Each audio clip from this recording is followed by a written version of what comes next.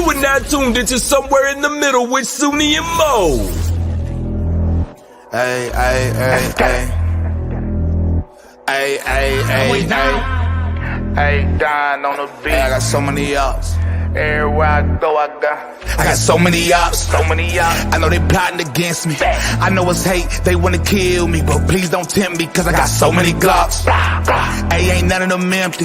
Jesus said they would hate me too. That's how I know it's envy. I got so many ups. I fucked up. Hey guys, what's up? Welcome to the channel. Sorry, I was supposed to do the intro before the intro, and it's been a minute since we've done this, and I just got excited and hit our old intro, and yeah, so here we are. What's welcome, up, guys? welcome. We surprised you guys, I'm sure, with a Yeah. pop-up. We didn't even popping plan to up. do this. I'm Yeah. not even supposed to be live right now. As you guys can see, I'm not in my normal setup because I have moved She has moved. back in the States.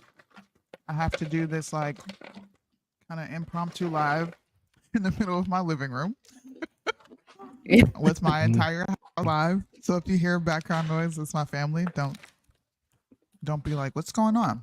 And if it Yeah. gets to be too much, of course I'll mute because this is a very important day. How long have you guys waited for this moment? I feel like this is like the what do you call it? Like the main event. We're finally here and we get to see Kamala Harris and Donald Trump debate. Yeah. It was a perfect intro back into the live stratosphere. Come back and What's host up? a What's debate. up, Liddell? What's up? How you doing? It's a long time Hello, no there, see. Eden, too. What you munching on? Off Tic Tacs. Okay, wait, let's see. Thanks. Wait, let's take a vote. Let's take a vote. Who has got Okay. the best snacks? Okay, so Liddell said he's got his Tic Tacs. Okay, Sunni, what is that? What is that? Microwave popcorn? Okay, this is my snack right here. What's the best one? She Listen, got hummus. I got Bruh. hummus. I have just cut up veggies, some fruit. Yeah, listen, I don't come to play. These debates make me hungry. My body is going to hate me for eating all these vegetables. I'm not like a regular person. My body likes meat, not vegetables, but obviously I can't sit here and chew a steak with you guys. So Listen. Somebody said my new setup is lit. You know, you guys are used to those Twitch people that come on lives in the middle of their living room. I just need the chat to pop in. Wait, the chat needs to just pop in on my screen over here. yeah, Mo, no, I think Mo Wins. people are just nosy and they like the fact that they can check out See more a of part what. of my house, right? Yeah, that's probably more what it I is. see. I see what you did there. Mm-hmm. Yes. I don't have celery. I have dill. I don't have dill dip, Judy. I have ranch and hummus. Stop talking about your veggie platter. I want a veggie platter. This veggie pattern, great thing. I made my daughter. I said, "Can you go look in the refrigerator and see if there's some carrots?" Sweetie she's trying to keep up with me. I Anyways, love carrots, man. guys, it's debate night. Woo! I'm so Who's excited. ready? We have been waiting for Oh this. my. It was back and forth. It was like that guy that like you thought liked you, but he did, then he didn't call. It was back and forth. Okay. We didn't know if this was gonna happen. Kamala was being shady with the terms and the rules and all this other stuff. And Yeah. Whoa. Kamala. Sorry, you didn't Camel toe. Kamala was being shady because she was like, I don't like these terms. I don't like the network. Oh, So yeah. they called it off and then they put it back on. And then Didn't they change it from Fox News to ABC? I think so. Okay. Yeah, because he wanted it on Trash. Fox and she didn't want it. Yeah. The trash scared. You scared. Well, But she leader The though. first thing that you ate? Oh, the first thing I ate when I touched down in America? Well, the first thing I ate was a cup of ramen at the airport. That was like the first thing I get my hands on. But when I got to the word? hotel, the first thing I ordered was Panda Express. Panda Express. What you say, Chuck? Panda Express. I was Somebody shout to the Lord. I was kind of let down because you know like those hole in the wall Chinese spots that you go to. Yeah. The fried rice is Oh, just on point. The fried chicken is heck on yeah. point. I didn't get So that experience. you were craving. That's what you were craving was Panda Express. No, but that was like the closest thing to Chinese that I could get. Oh, I see. You're like, oh, I guess in the airport, yeah. In the airport, Yeah, I was yeah. so it was late. We got in late. There was like nothing really open. Everything was closing. Yeah. We didn't have a rental car. We were just taking the shuttle back and forth from the airport. So I got DoorDash. And dude, when I did a DoorDash, I had like so many credits from not using it for 4 years that I Oh, they pretty much stay got there? a free meal. Yeah. Oh, that's nice. That's I nice. got I a didn't free know that. meal.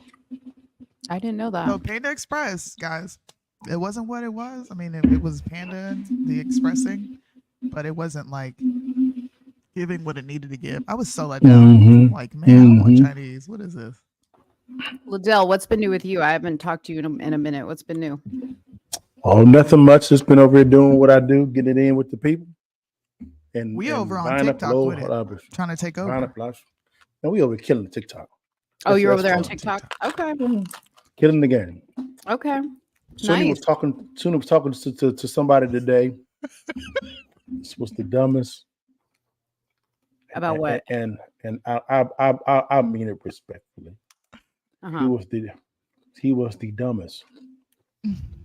Why was the he most- dumb? Bro. Oh my word. Oh Jesus. Hold on one second. Let me go ahead and get us live on TikTok. Okay. Now that you Are know we gonna be live exactly on what's going. TikTok? What up, TikTok? Yeah.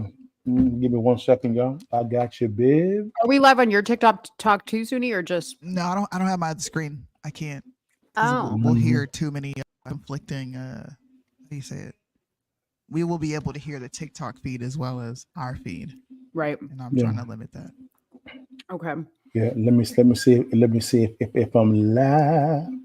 Let Yeah. me make sure. Yeah, I'm live, y'all. We live. Hold on 1 second. Yeah, We're gonna where's expand it. Deontay? While you guys are No, figuring that out, I do expand. want to reiterate that the debate starts shortly, but none of these debates never start on time. Suni's They never watching do. it. Yeah, Suni's I have watching it it up. on her end. Yeah, so she's keeping an eye on that for us. Pretty much, guys, it's the same rules as last time, which I think is great because I actually Yes. appreciated the format last time. So it'll be 90 minutes, 2 commercial breaks, 2 moderators. They coin flipped, and Trump won the coin toss, so he gets to select the order of the statement. So he'll offer the last closing statement, and Vice President Kamala Harris will go after. They go into a lot of stuff. There's no notes. Obviously, they just get pen, paper, and water. And She wanted notes too. She wanted notes too. I'm just trash. Yeah. Yeah. I wish we could be privy to like their debate prep. Because I want to know what they've been doing for her. And then I also want to know if Trump got some good coaching from Tulsi. Because y'all know that he brought I was Tulsi. watching Laura Trump, and she was giving the like lowdown on how he's going to come out today, if he's going to come out swinging or he is going to remain calm. And she said, what you're going to see is very reminiscent to what you saw with Joe Biden. And I'm like, Okay. I'm here Good. for it, because we Good. need you to remain calm, sir. Don't Ooh. don't fall for the attacks. Don't Right. do it. Oh, Right. I see what's going on. Yeah, we need a balanced amount of pettiness because I'm here for the pettiness, but it needs to be balanced, okay?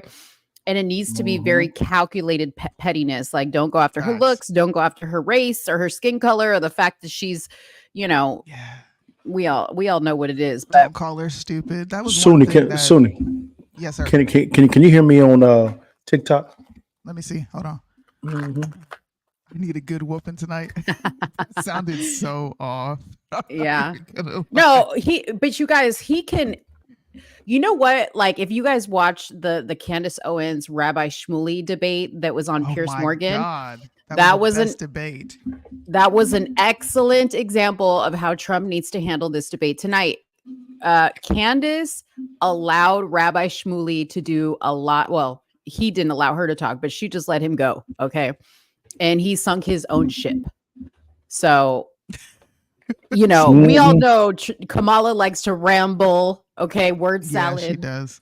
So Trump does not have to do much. Like people were asking, like, oh, you know, we heard that she got leaked the questions. I'm not worried about that. Trump is ready all the time. I mean, all we have to do is honestly look at her pre-recorded interview.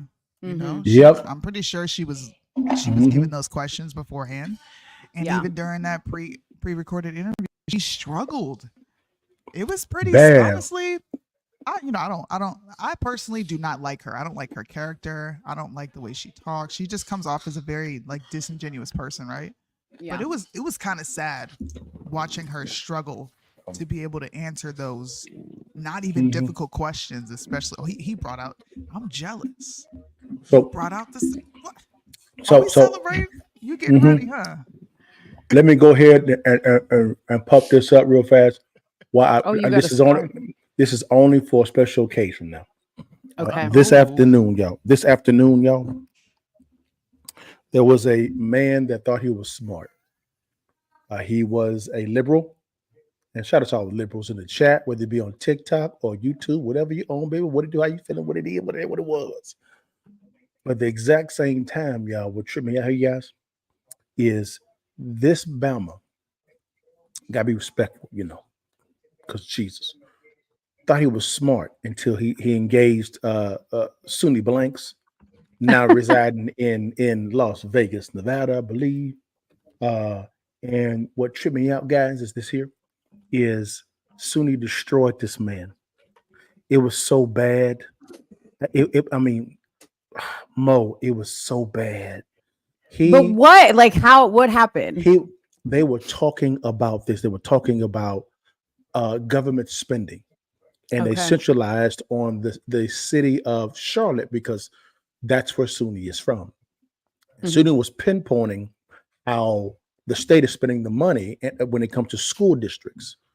And she literally, the dude was talking about, you don't know what you're talking about, And Sunni said, let me go look it up. So Sunni literally got her phone out and looked up the state budget for the Charlotte school district. I think it's CMS. She brought out the graphs. She knew what was coming in as far as income, expenditures, and she was giving this guy facts. Now she's giving facts. What he was saying, this is what he was doing the whole time.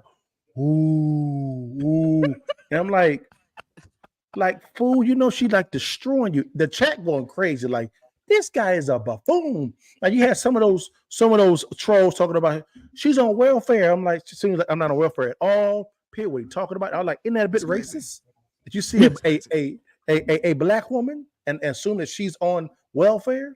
What are you talking about? And so I tried to cam up myself. And this he didn't bring me up. It was so bad. She was the last guest he brought up. He said, I have to go cook dinner, y'all. It was 3:30 in the afternoon. When I know dinner began that early.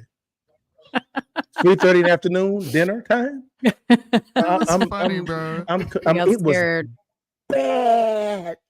It was torch. He was like, well, how much is going to our salaries?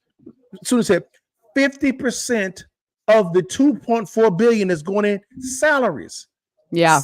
She said, what 14 was 16% is going toward benefits. So 66% of the entire budget of the 2.8 billion is going toward salaries and retirement. And so they begin talking about the superintendent's salaries of Atlanta and Charlotte. I mean, it was just bad, and how the Atlanta superintendent was getting paid $392,000 a year. This dude said that's not enough. He said that wasn't enough. Oh my gosh! So, are you going to do Disney? Or are we going to do NBC? What would you prefer? I think NBC is the safer one because on the stream, yeah. Is Deontay coming up here? Deontay, if you're coming up and he's on daddy duty, he'll be up. Wonderful to have you. It's an honor to have you both here tonight. Good evening. We are looking forward to a spirited and thoughtful debate. So let's get started. I want to begin tonight with the issue that voters repeatedly say is their #1 issue, and that is the economy and the cost of living in this country. Vice President Harris, you and President Trump were elected 4 years ago, and your opponent on the stage here tonight often asks his supporters, are you better off than you were 4 years ago? When it comes to the economy, do you believe Americans are better off than they were 4 years ago? So I was raised as a middle-class kid, and I am actually the only person on this stage who has a plan that is about lifting up the middle class and working people of America. I believe in the ambition, the aspirations, the dreams of the American people. And that is why I imagine and have actually a plan to build what I call an opportunity economy. Because here's the thing.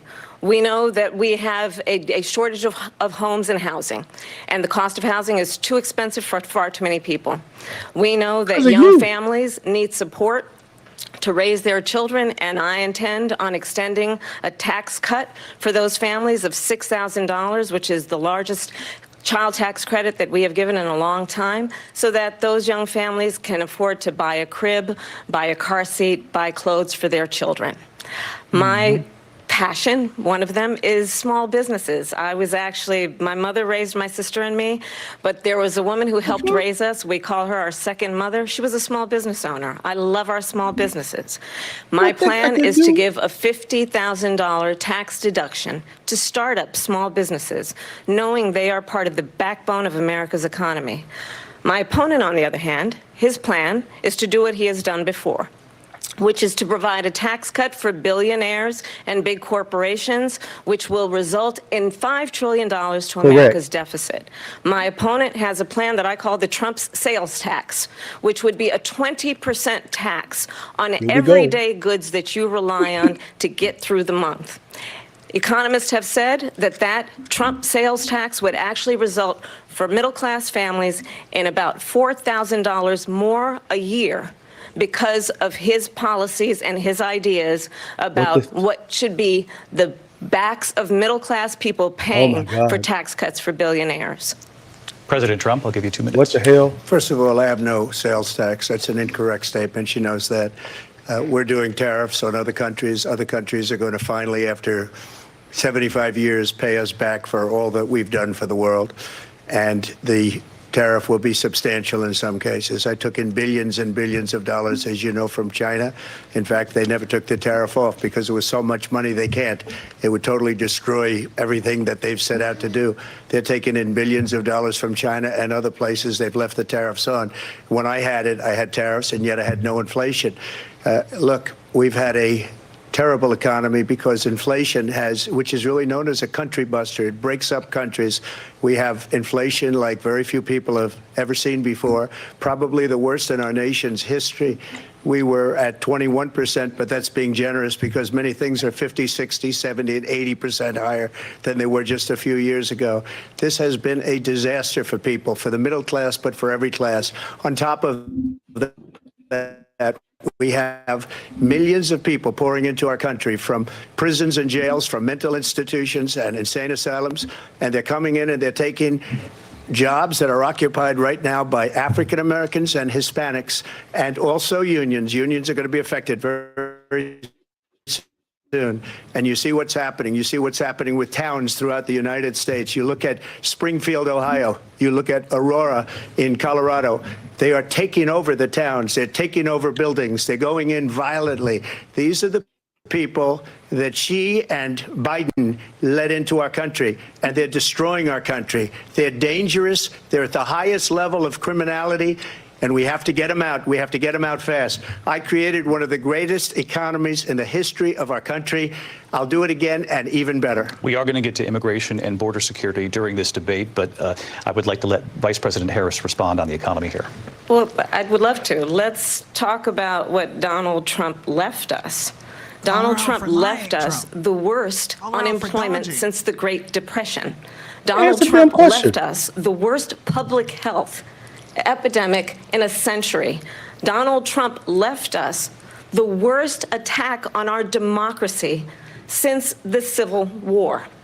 And what we have done is clean up Donald Trump's mess What we have done and what I intend to do is build on what we know are the aspirations and the hopes of the American people. But I'm going to tell you all in this debate tonight, you're going to hear from the same old tired playbook, a bunch of lies, grievances, and name-calling. What you're going to hear tonight is a detailed and dangerous plan called Project 2025 that the former president intends on implementing if he were elected again. I believe very strongly that the American people want a president who understands the importance of bringing us together, knowing we have so much more in common than what separates us. And I pledge to you to be a president for all Americans. President Trump will give you a minute here to respond. Number one, I have nothing to do, as you know, and as she knows better than anyone, I have nothing to do with Project 2025. That's out there. I haven't read it. I don't want to read it purposely. I'm not going to read it. This was a group of people that got together. They came up with some ideas. I guess some good, some bad, but it makes no difference. I have nothing to do. Everybody knows I'm an open book. Everybody knows what I'm going to do. Cut taxes very substantially and create a great economy like I did before. We had the greatest economy. We got hit with a pandemic, and the pandemic was not since 1917, where 100 million people died. Has there been anything like it? We did a phenomenal job with the pandemic. We handed them over a country where the economy and where the stock market was higher than it was before the pandemic came in. Nobody's ever seen anything like it. We made ventilators for the entire world. We got gowns, we got masks, we did things that nobody thought possible. And people give me credit for rebuilding the military. They give me credit for a lot of things, but not enough credit for the great job we did with the pandemic. But the only jobs they got were bounce back jobs. These were jobs bounced back, and it bounced back and it went to their benefit. But I was the one that created them. They know it, and so does everybody else. Vice President Harris, I'll let you respond. So Donald Trump has no plan for you. And when you look at his economic plan, it's all about tax breaks for the richest people. I am offering what I describe as an opportunity economy, and the best economists in our country, if not the world, have reviewed our relative plans for the future of America. What Goldman Sachs has said is that Donald Trump's plan would make the economy worse. Mine would strengthen the economy. What the Wharton School has said is Donald Trump's plan would actually explode the deficit. 16 Nobel laureates have described his economic plan as something that would increase inflation and by the middle of next year would invite a recession. You just have to look at where we are and where we stand on the issues. And I'd invite you to know that Donald Trump actually has no plan for you because he is more interested in defending himself than he is in looking out for you. That's just a soundbite. They gave her that to say. Look, I went to the Wharton School of Finance, and many of those professors, the top professors, think my plan is a brilliant plan. It's a great plan. It's a plan that's going to bring up our worth, our value as a country. It's going to make people want to be able to go and work and create jobs and create a lot of good, solid money for our country. And just to finish off, she doesn't have a plan. She copied Biden's plan, and it's like 4 sentences, like run, spot, run. 4 sentences that are just, oh, we'll try and lower taxes. She doesn't have a plan. Take a look at her plan. She doesn't have a plan. Mr. President, I do want to drill down on something you both brought up. The Vice President brought up your tariffs. You responded, and let's drill down on this, because your plan is what she calls is essentially a national sales tax. Your proposal calls for tariffs, as you pointed out here, on foreign imports across the board. You recently said that you might double your plan, imposing tariffs up to 20% on goods coming into this country. As you know, many economists say that with tariffs at that level, costs are then passed on to the consumer. Vice President Harris has argued it'll mean higher prices on gas, food, clothing, medication, arguing it costs the typical family nearly $4,000 a year. Do you believe Americans can afford higher prices because of tariffs? They're not going to have higher prices. What's going to have, and who's going to have higher prices, is China and all of the countries that have been ripping us off for years. I was the only president ever. China was paying us hundreds of billions of dollars, and so were other countries. And, you know, if she doesn't like them, they should have gone out and they should have immediately cut the tariffs. But those tariffs are there 3.5 years now under their administration. We are going to take in billions of dollars, hundreds of billions of dollars. I had no inflation, virtually no inflation. They had the highest inflation perhaps in the history of our country, because I've never seen a worse period of time. People can't go out and buy cereal or bacon or eggs or anything else. The people of our country are absolutely dying with what they've done. They've destroyed the economy. And all you have to do is look at a poll. The polls say 80 and 85 and even 90% that the Trump economy was great, that their economy was terrible. Vice President Harris, I do want to ask for your response. And you heard what the president said there, because the Biden administration did keep a number of the Trump tariffs in place. So how do you respond? Well, let's be clear that the Trump administration resulted in a trade deficit, one of the highest we've ever seen in the history of America. He invited trade wars. You want to talk about his deal with China? What he ended up doing is, under Donald Trump's presidency, he ended up selling American chips to China to help them improve and modernize their military, basically sold us out, when a policy about China should be in making sure the United States of America wins the competition for the 21st century, which means focusing on the details of what that requires, focusing on relationships with our allies, focusing on investing in American-based technology so that we win the race on AI, on quantum computing, focusing on what we need to do to support America's workforce so that we don't end up having on the short end of the stick in terms of workers' rights. But what Donald Trump did, let's talk about this, with COVID, is he actually thanked President Xi for what he did during COVID. Look at his tweet. "Thank you, President Xi," exclamation point, when we know that Xi was responsible for lacking and not giving us transparency about the origins of COVID. President Trump, I'll let you respond. First of all, they bought their chips from Taiwan. We hardly make chips anymore because of philosophies like they have and policies like they have. I don't say her, because she has no policy. Everything that she believed 3 years ago and 4 years ago is out the window. She's going to my philosophy now. In fact, I was going to send her a MAGA hat. She's gone to my philosophy. But if she ever got elected, she'd change it. And it will be the end of our country. She's a Marxist. Everybody knows she's a Marxist. Her father's a Marxist professor in economics, and he taught her well. But when you look at what she's done to our country, and when you look at these millions and millions of people that are pouring into our country monthly, where it's, I believe, 21 million people, not the 15 that people say, and I think it's a lot higher than the 21. That's bigger than New York State pouring in. And just look at what they're doing to our country. They're criminals. Many of these people coming in are criminals. And that's bad for our economy, too. You know, you mentioned before, we'll talk about immigration later. Well, bad immigration is the worst thing that can happen to our economy.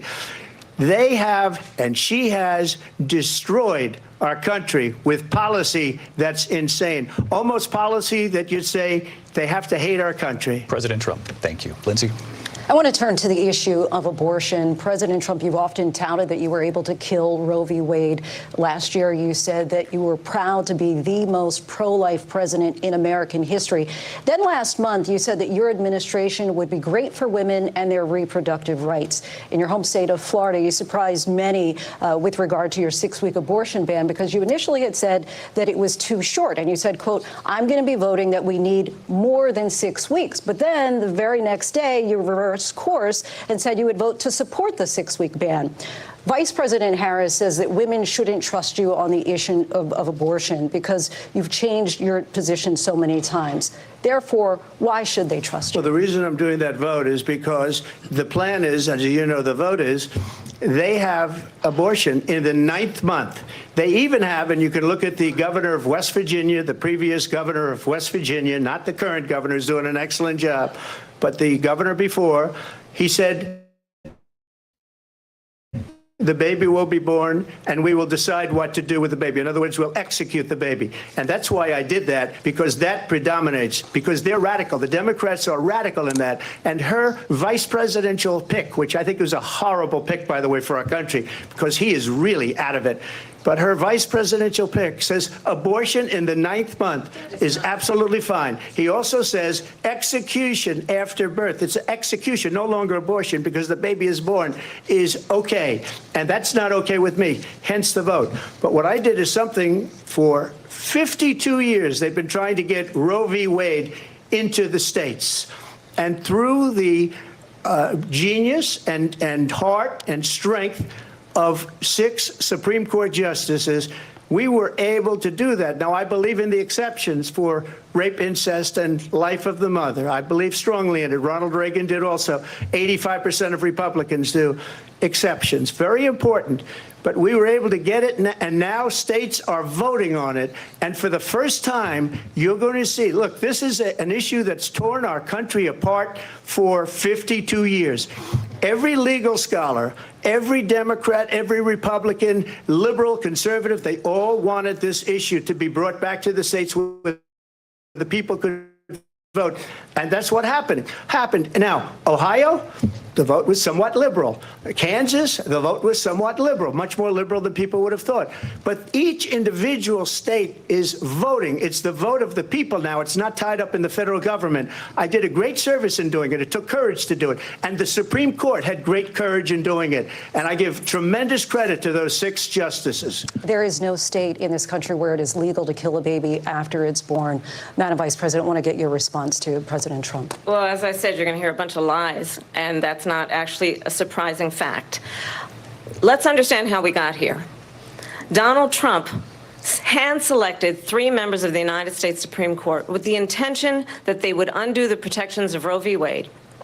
And they did exactly as he intended. And now in over 20 states, there are Trump abortion bans, which make it criminal for a doctor or nurse to provide health care. In one state, it provides prison for life.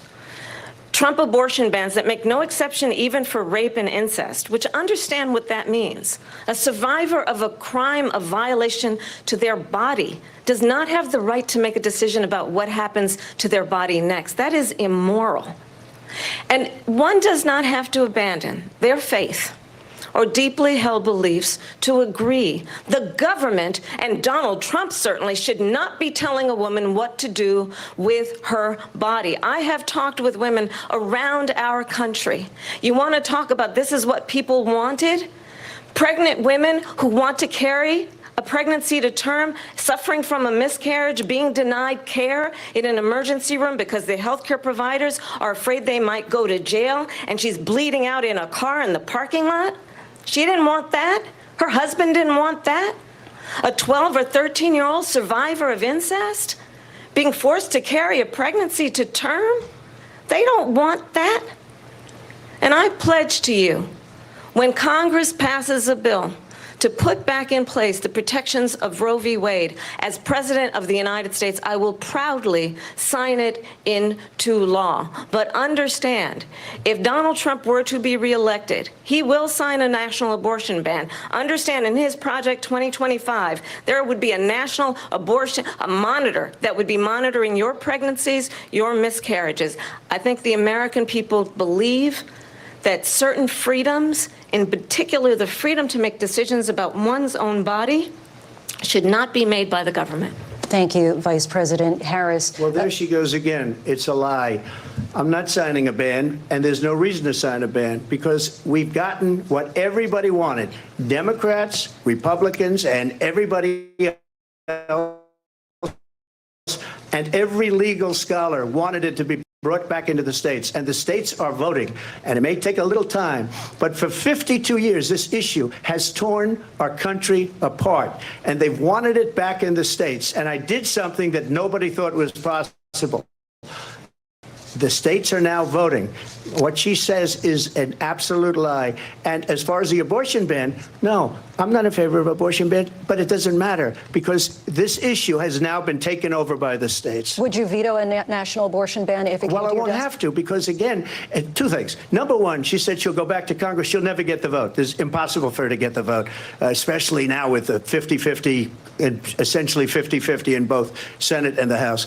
She's not going to get the vote. She can't get the vote. She won't even come close to it. So it's just talk. You know what it reminds me of? When they said they're going to get student loans terminated, and it ended up being a total catastrophe. The student loans, and then I think probably her boss, if you call him a boss, he spends all his time on the beach. But look, her boss went out and said, we'll do it again. We'll do it a different way. And he went out, got rejected again by the Supreme Court. So all these students got taunted with this whole thing about this whole idea, and how unfair that would have been. Part of the reason they lost to the millions and millions of people that had to pay off their student loans. They didn't get it for free. But they were saying it's the same way that they talked about that they talk about abortion. But if I could just get a yes or no, because your running mate, J.D. Vance, has said that you would veto it if it did come to your desk. Well, I didn't discuss it with J.D. In all fairness, J.D., and I don't mind if he has a certain view, but I think he was speaking for me, but I really didn't. Look, we don't have to discuss it because she'd never be able to get it, just like she couldn't get student loans. They couldn't get student loans. They didn't even come close to getting student loans. They taunted young people and a lot of other people that had loans. They can never get this approved. So it doesn't matter what she says about going to Congress. Well, wonderful. Let's go to Congress, do it.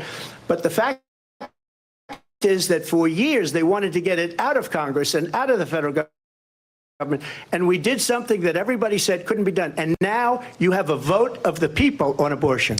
Vice President Harris, I want to give you your time to respond, but I do want to ask, would you support any restrictions on a woman's right to an abortion? I absolutely support reinstating the protections of Roe v. Wade. And as you rightly mentioned, nowhere in America is a woman carrying a pregnancy to term and asking for an abortion. That is not happening. It's insulting to the women of America. And understand what has been happening under Donald Trump's abortion bans.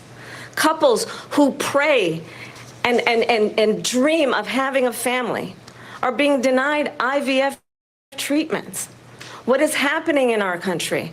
Working people, working women who are working 1 or 2 jobs, who can barely afford childcare as it is, have to travel to another state to get on a plane sitting next to strangers to go and get the health care she needs, barely can afford to do it. And what you are putting her through is unconscionable. And the people of America have not, the majority of Americans believe in a woman's right to make decisions about her own body. And that is why in every state where this issue has been on the ballot, in red and blue states both, the people of America have voted for freedom. Vice President Harris, excuse me, I have to respond. Another lie. It's another lie. I have been a leader on IVF, which is fertilization. The IVF, I have been a leader. In fact, when they got a very negative decision on IVF from the Alabama courts, I saw the people of Alabama and the legislature 2 days later voted it in. I've been a leader on it. They know that, and everybody else knows it. I have been a leader on fertilization, IVF. And the other thing, you should ask, will she allow abortion in the 8th month, 9th month, 7th month? Come on. Okay, would you do that? Answer the question. Why don't you ask her that Why question? don't you answer the question? No, you answer. The question with your veto. You could do abortions in the 7th month, the 8th month, the 9th month, not true. and probably after birth. Just look at the former governor of Virginia. The governor of Virginia said we put the baby aside and then we determine what we want to do with the baby. President Trump, thank you. We're going to turn now to immigration and border security. We know it's an issue that's important to Republicans, Democrats, voters across the board in this country. Vice President Harris, you were tasked by President Biden with getting to the root causes of migration from Central America. We know that illegal border crossings reached a record high in the Biden administration. This past June, President Biden imposed tough new asylum restrictions. We know the numbers since then have dropped significantly. But my question to you tonight is, why did the administration wait until 6 months before the election to act? And would you have done anything differently from President Biden on this? So I'm the only person on this stage who has prosecuted transnational criminal organizations for the trafficking of guns, drugs, and human beings. And let me say that the United States Congress, including some of the most conservative members of the United States Senate, came up with a border security bill, which I supported. And that bill would have put 1,500 more border agents on the border to help those folks who are working there right now overtime, trying to do their job. It would have allowed us to stem the flow of fentanyl coming into the United States. I know there are so many families watching tonight who have been personally affected by the surge of fentanyl in our country. That bill would have put more resources to allow us to prosecute transnational criminal organizations for trafficking in guns, drugs, and human beings. But you know what happened to that bill? Donald Trump got on the phone, called up some folks in Congress and said, kill the bill. And you know why? Because he'd prefer to run on a problem instead of fixing a problem. Lies. And understand, this comes at a time Don't take the bait. where the people of our country actually need a leader who engages in solutions, who actually better talk about what was in that the bill. problems at hand. But what we have in the former president is someone who would prefer to run on a problem instead of fixing a problem. And I'll tell you something, he's going to talk about immigration a lot tonight, even when it's not the subject that is being raised. And I'm going to actually do something This really coming from unusual, the person and I'm going to who can't invite answer. you to attend one of Donald Trump's rallies, because it's a really interesting thing to watch. You will see during the course of his rallies, he talks about fictional characters like Hannibal Lecter. He will talk about windmills cause cancer. And what you will also notice is that people start leaving his rallies early out of exhaustion and boredom. And I will tell you, the one thing you will not hear him talk about is you. You will not hear him talk about your needs, your dreams, and your desires. And I'll tell you, I believe you deserve a president who actually puts you first, and I pledge to you that I will. Vice President Harris, thank you. President Trump, on that point, I want to get your response. Well, I would like to respond. Let me just ask, though, why did you try to kill that bill, and successfully so? That would have put thousands of additional agents and officers on the board. First, let me respond as to the rallies. She said people start leaving. People don't go to her rallies. There's no reason to go. And the people that do go, she's bussing them in and paying them to be there, and then showing them in a different light. So she can't talk about that. People don't leave my rallies. About policy, the biggest policy, rallies, the policy. most incredible rallies in the history of politics. That's because people want to take their country back. Our country is being lost. We're a failing nation. And it happened 3.5 years ago. And what's going on here, you're going to end up in World War III, just to go into another subject. What they have done to our country by allowing these millions and millions of people to come into our country, and look at what's happening to the towns all over the United States. And a lot of towns don't want to talk. It's not going to be Aurora or Springfield.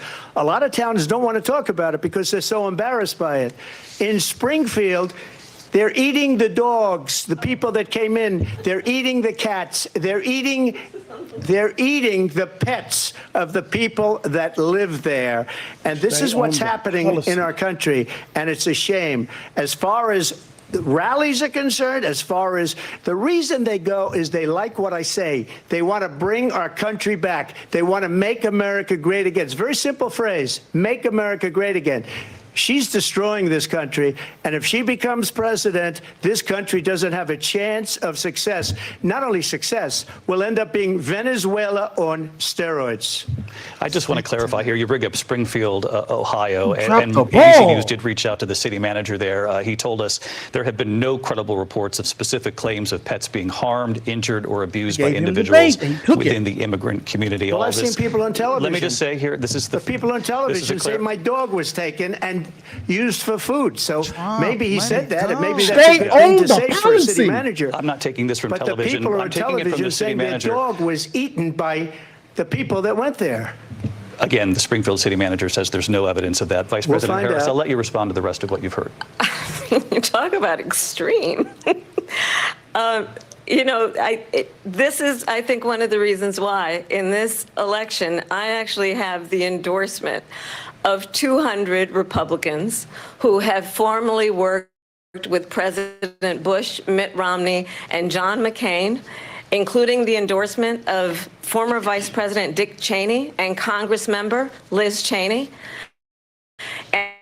And if you want to really know the inside track on who the former president is, if he didn't make it clear already, just ask people who have worked with him.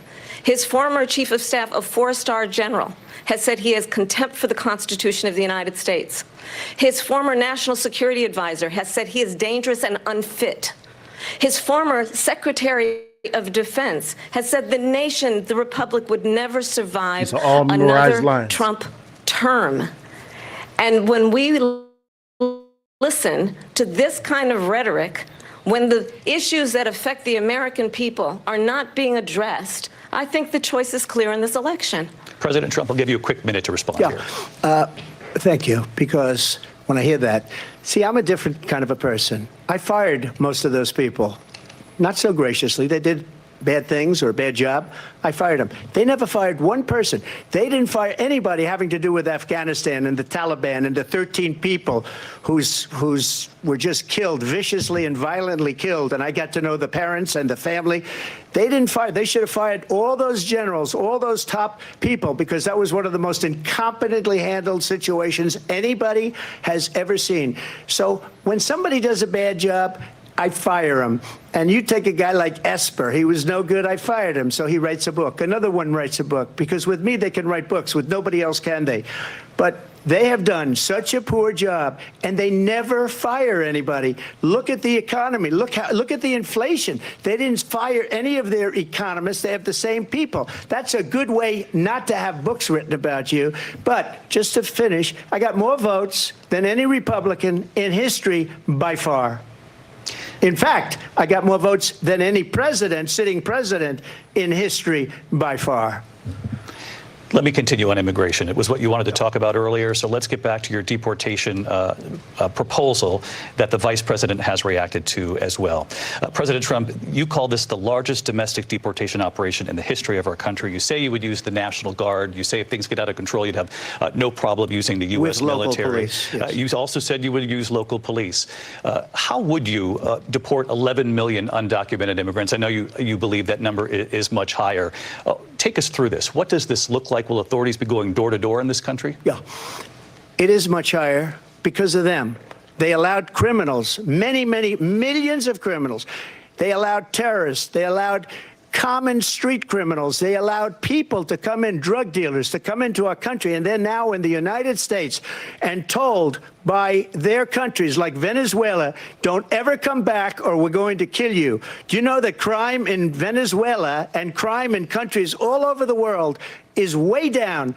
You know why? Because they've taken their criminals off the street and they've given them to her to put into our country. And this will be one of the greatest mistakes in history for them to allow. And I think they probably did it because they think they're going to get votes, but it's not worth it because they're destroying the fabric of our country by what they've done. There's never been anything done like this at all. They've destroyed the fabric of our country. Millions of people let in. And all over the world, crime is down. All over the world except here. Crime here is up and through the roof, despite their fraudulent statements that they made.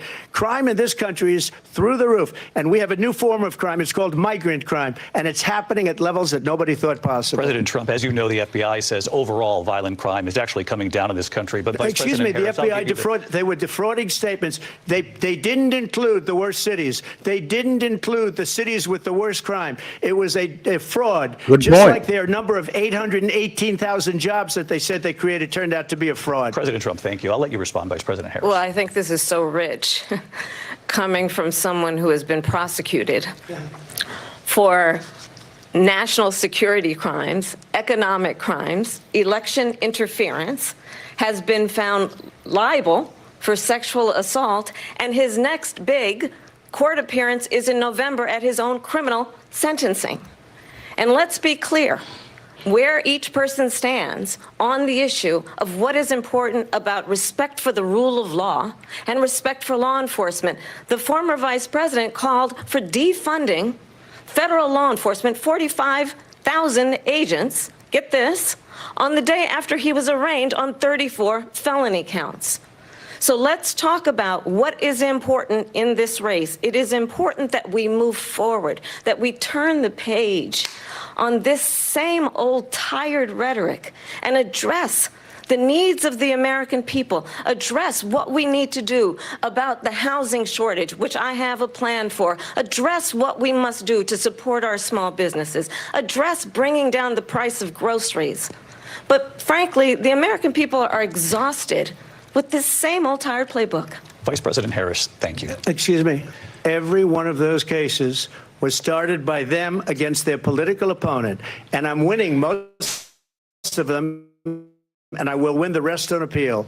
And you saw that with the decision that came down just recently from the Supreme Court. I'm winning most of them. But those are cases, it's called weaponization. Never happened in this country. They weaponized the Justice Department. Every one of those cases was involved with the DOJ, from Atlanta and Fani Willis to the Attorney General of New York and the DA in New York. Every one of those cases.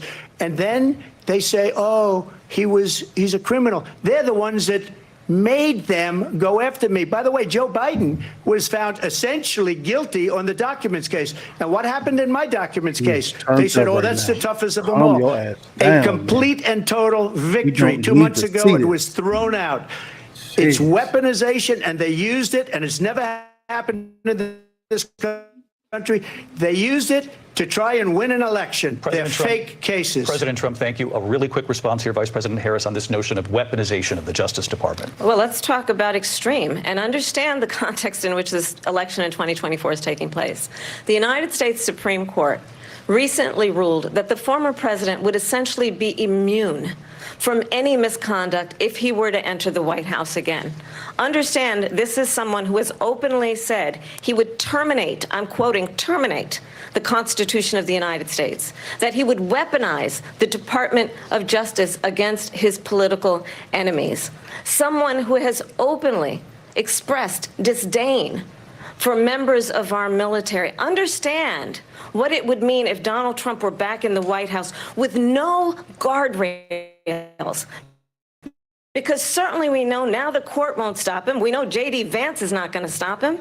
It's up to the American people Vice President to stop Harris. him. Thank you. Linsey? Vice President Harris, in your last run for Shut president. up, shut up, Trump. This is the one that weaponized, not me. She weaponized. I probably took a bullet to the head because of the things that they say about me. They talk about democracy. I'm a threat to democracy. They're the threat to democracy with a fake Russia investigation that went nowhere. We have a lot to get to. Linsey? Vice President Harris, in your last run for president, you said you wanted to ban fracking. Now you don't. You wanted mandatory government buyback programs for assault weapons. Now your campaign says you don't. You supported decriminalizing border crossings. Now you're taking a harder line. I know you say that your values have not changed. So then why have so many of your policy positions changed? So my values have not changed, and I'm going to discuss every one of at least every point that you've made. But in particular, let's talk about fracking, because we're here in Pennsylvania. I made that very clear in 2020. I will not ban fracking. I have not banned fracking as Vice President of the United States. And in fact, I was the tie-breaking vote on the Inflation Reduction Act, which opened new leases for fracking. My position is that we have got to invest in diverse sources of energy so we reduce our reliance on foreign oil. We have had the largest increase in domestic oil production in history because of an approach that recognizes that we cannot over-rely on foreign oil. As it relates to my values, let me tell you, I grew up a middle-class kid raised by a hardworking mother who worked and saved and was able to buy our first home when I was a teenager. The values I bring to the importance of home ownership, knowing not everybody got handed $400 million on a silver platter and then filed bankruptcy 6 times, is a value that I bring to my work to say we are going to work with the private sector and home builders to increase 3 million homes, increase by 3 million homes by the end of my first term. My work that is related to having a friend when I was in high school who was sexually assaulted by her stepfather. And my focus then on protecting women and children from violent crime is based on a value that is deeply grounded in the importance of standing up for those who are most vulnerable. My work that is about protecting Social Security and Medicare is based on long-standing work that I have done, protecting seniors from scams. My values have not changed. And what is important is that there is a president who actually brings values and a perspective that is about lifting people up and not beating people down and name-calling.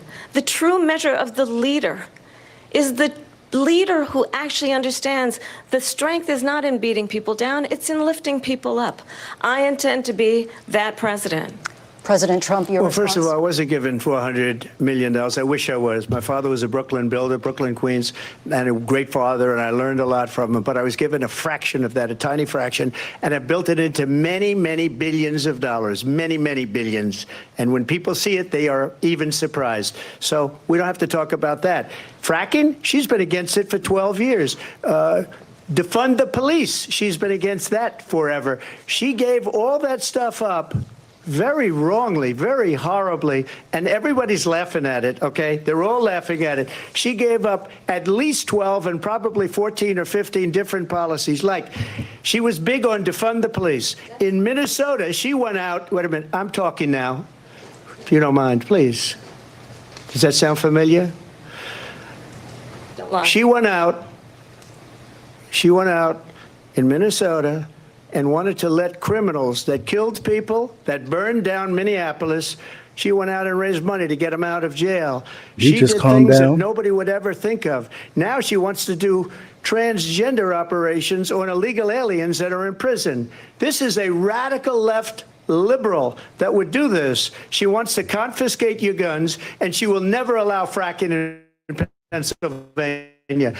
If she won the election, fracking in Pennsylvania will end on day one. Just to finish, one thing so important in my opinion.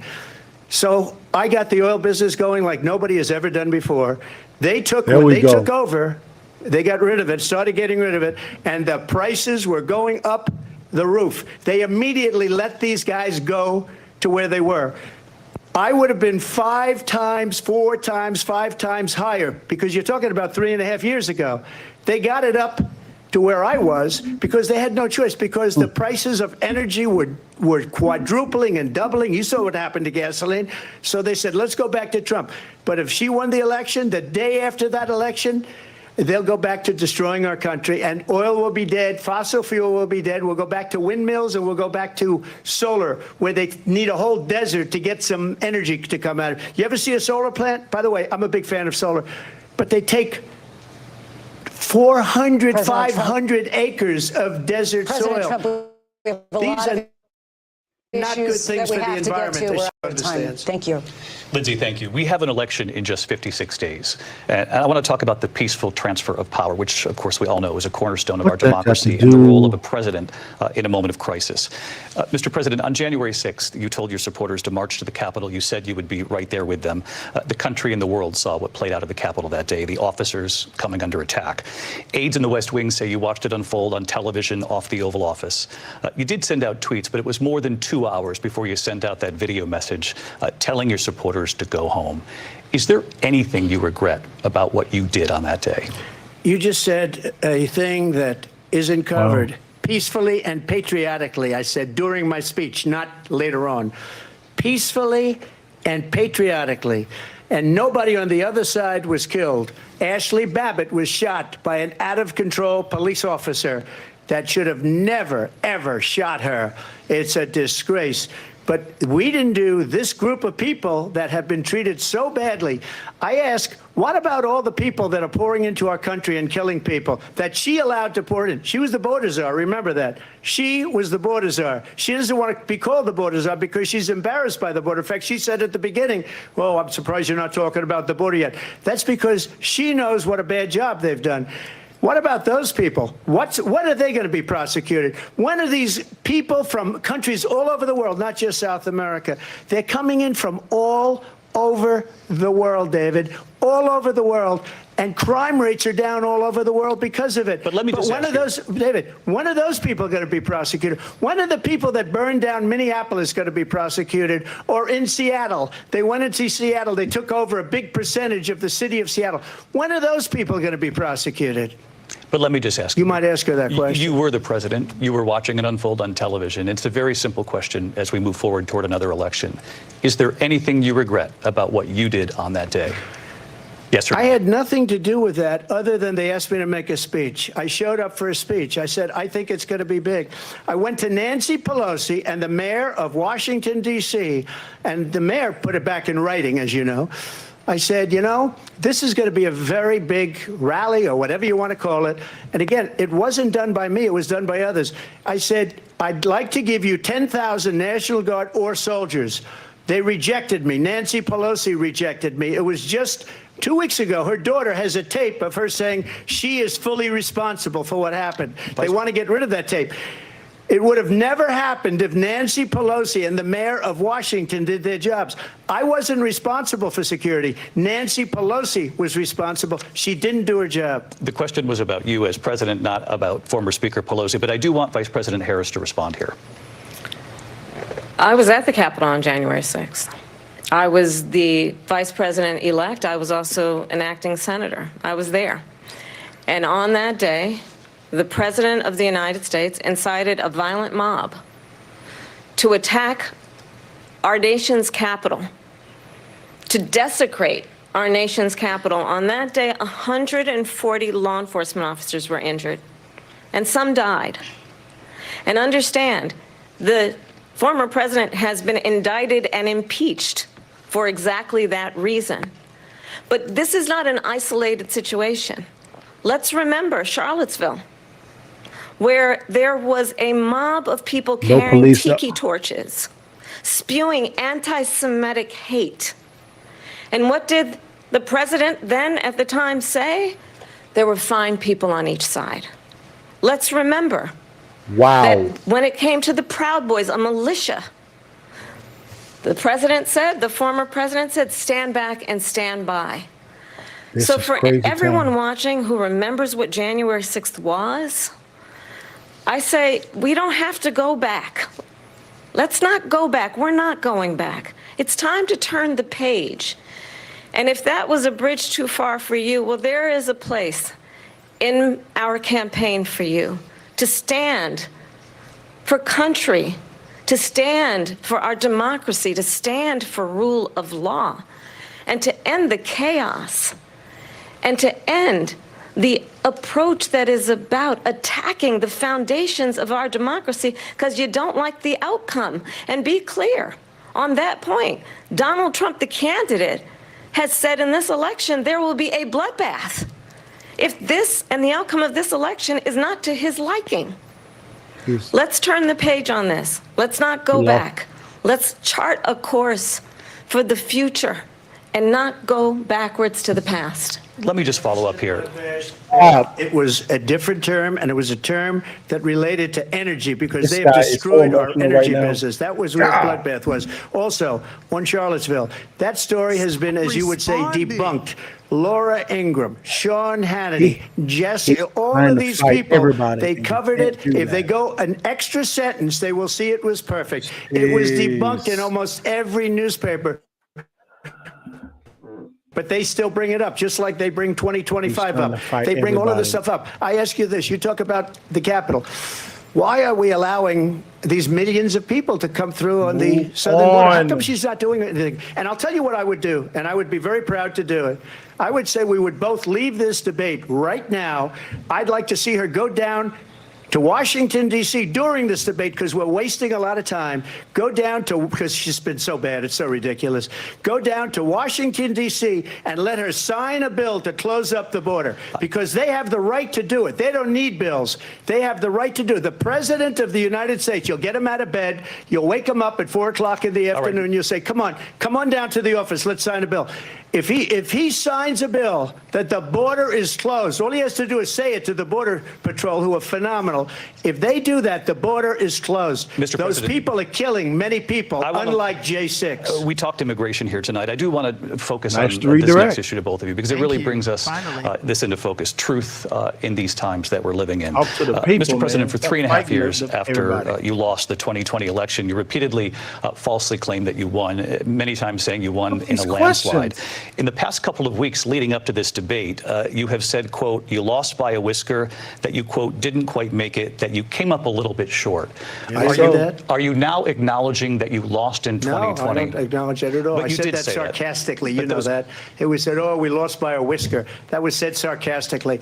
Look, there's so much proof. All you have to do is look at it. And they should have sent it back to the legislatures for approval. I got almost 75 million votes, the most votes any sitting president has ever gotten. I was told if I got 63, which was what I got in 2016, you can't be beaten. The election, people should never be thinking about an election as fraudulent. We need two things. We need walls. And we have to have it. We have to have borders, and we have to have good elections. Our elections are bad. And a lot of these illegal immigrants coming in, they're trying to get them to vote. They can't even speak English. They don't even know what country they're in practically. And these people are trying to get them to vote. And that's why they're allowing them to come into our country. I did watch all of these pieces of video. I didn't detect the sarcasm, lost by a whisker. We didn't quite make it. And we should just point out here as clarification, and you know this, you and your allies, 60 cases in front of many judges, many of them Republican. No judge looked at it. And said they said we didn't have standing. That's the other thing. They said we didn't have standing, a technicality. Can you imagine a system where a person in an election doesn't have standing? The president of the United States doesn't have standing. That's how we lost. If you look at the facts, and I'd love to have you'll do a special on it. I'll show you Georgia, and I'll show you Wisconsin, and I'll show you Pennsylvania, and I'll show you. We have so many facts and statistics, but you know what? That doesn't matter, because we have to solve the problem that we have right now. That's old news. And the problem that we have right now is we have a nation in decline, and they have put it into decline. We have a nation that is dying, David. Mr. President, thank you. Vice President Harris, you heard the president there tonight. He said he didn't say that he lost by a whisker. So he still believes he did not lose the election that was won by President Biden and yourself. But I do want to ask you about something that's come up in the last couple of days. This was a post from President Trump about this upcoming election just weeks away. He said, when I win, those people who cheated, and then he lists donors, voters, election officials, he says will be prosecuted to the fullest extent of the law, which will include long-term prison sentences. One of your campaign's top lawyers responded saying, we won't let Donald Trump intimidate us. We won't let him suppress the vote. Is that what you believe he's trying to do here? Donald Trump was fired by 81 million people. So let's be clear about that. And clearly he is having a very difficult time processing that. But we cannot afford to have a president of the United States who attempts, as he did in the past, to upend the will of the voters in a free and fair election.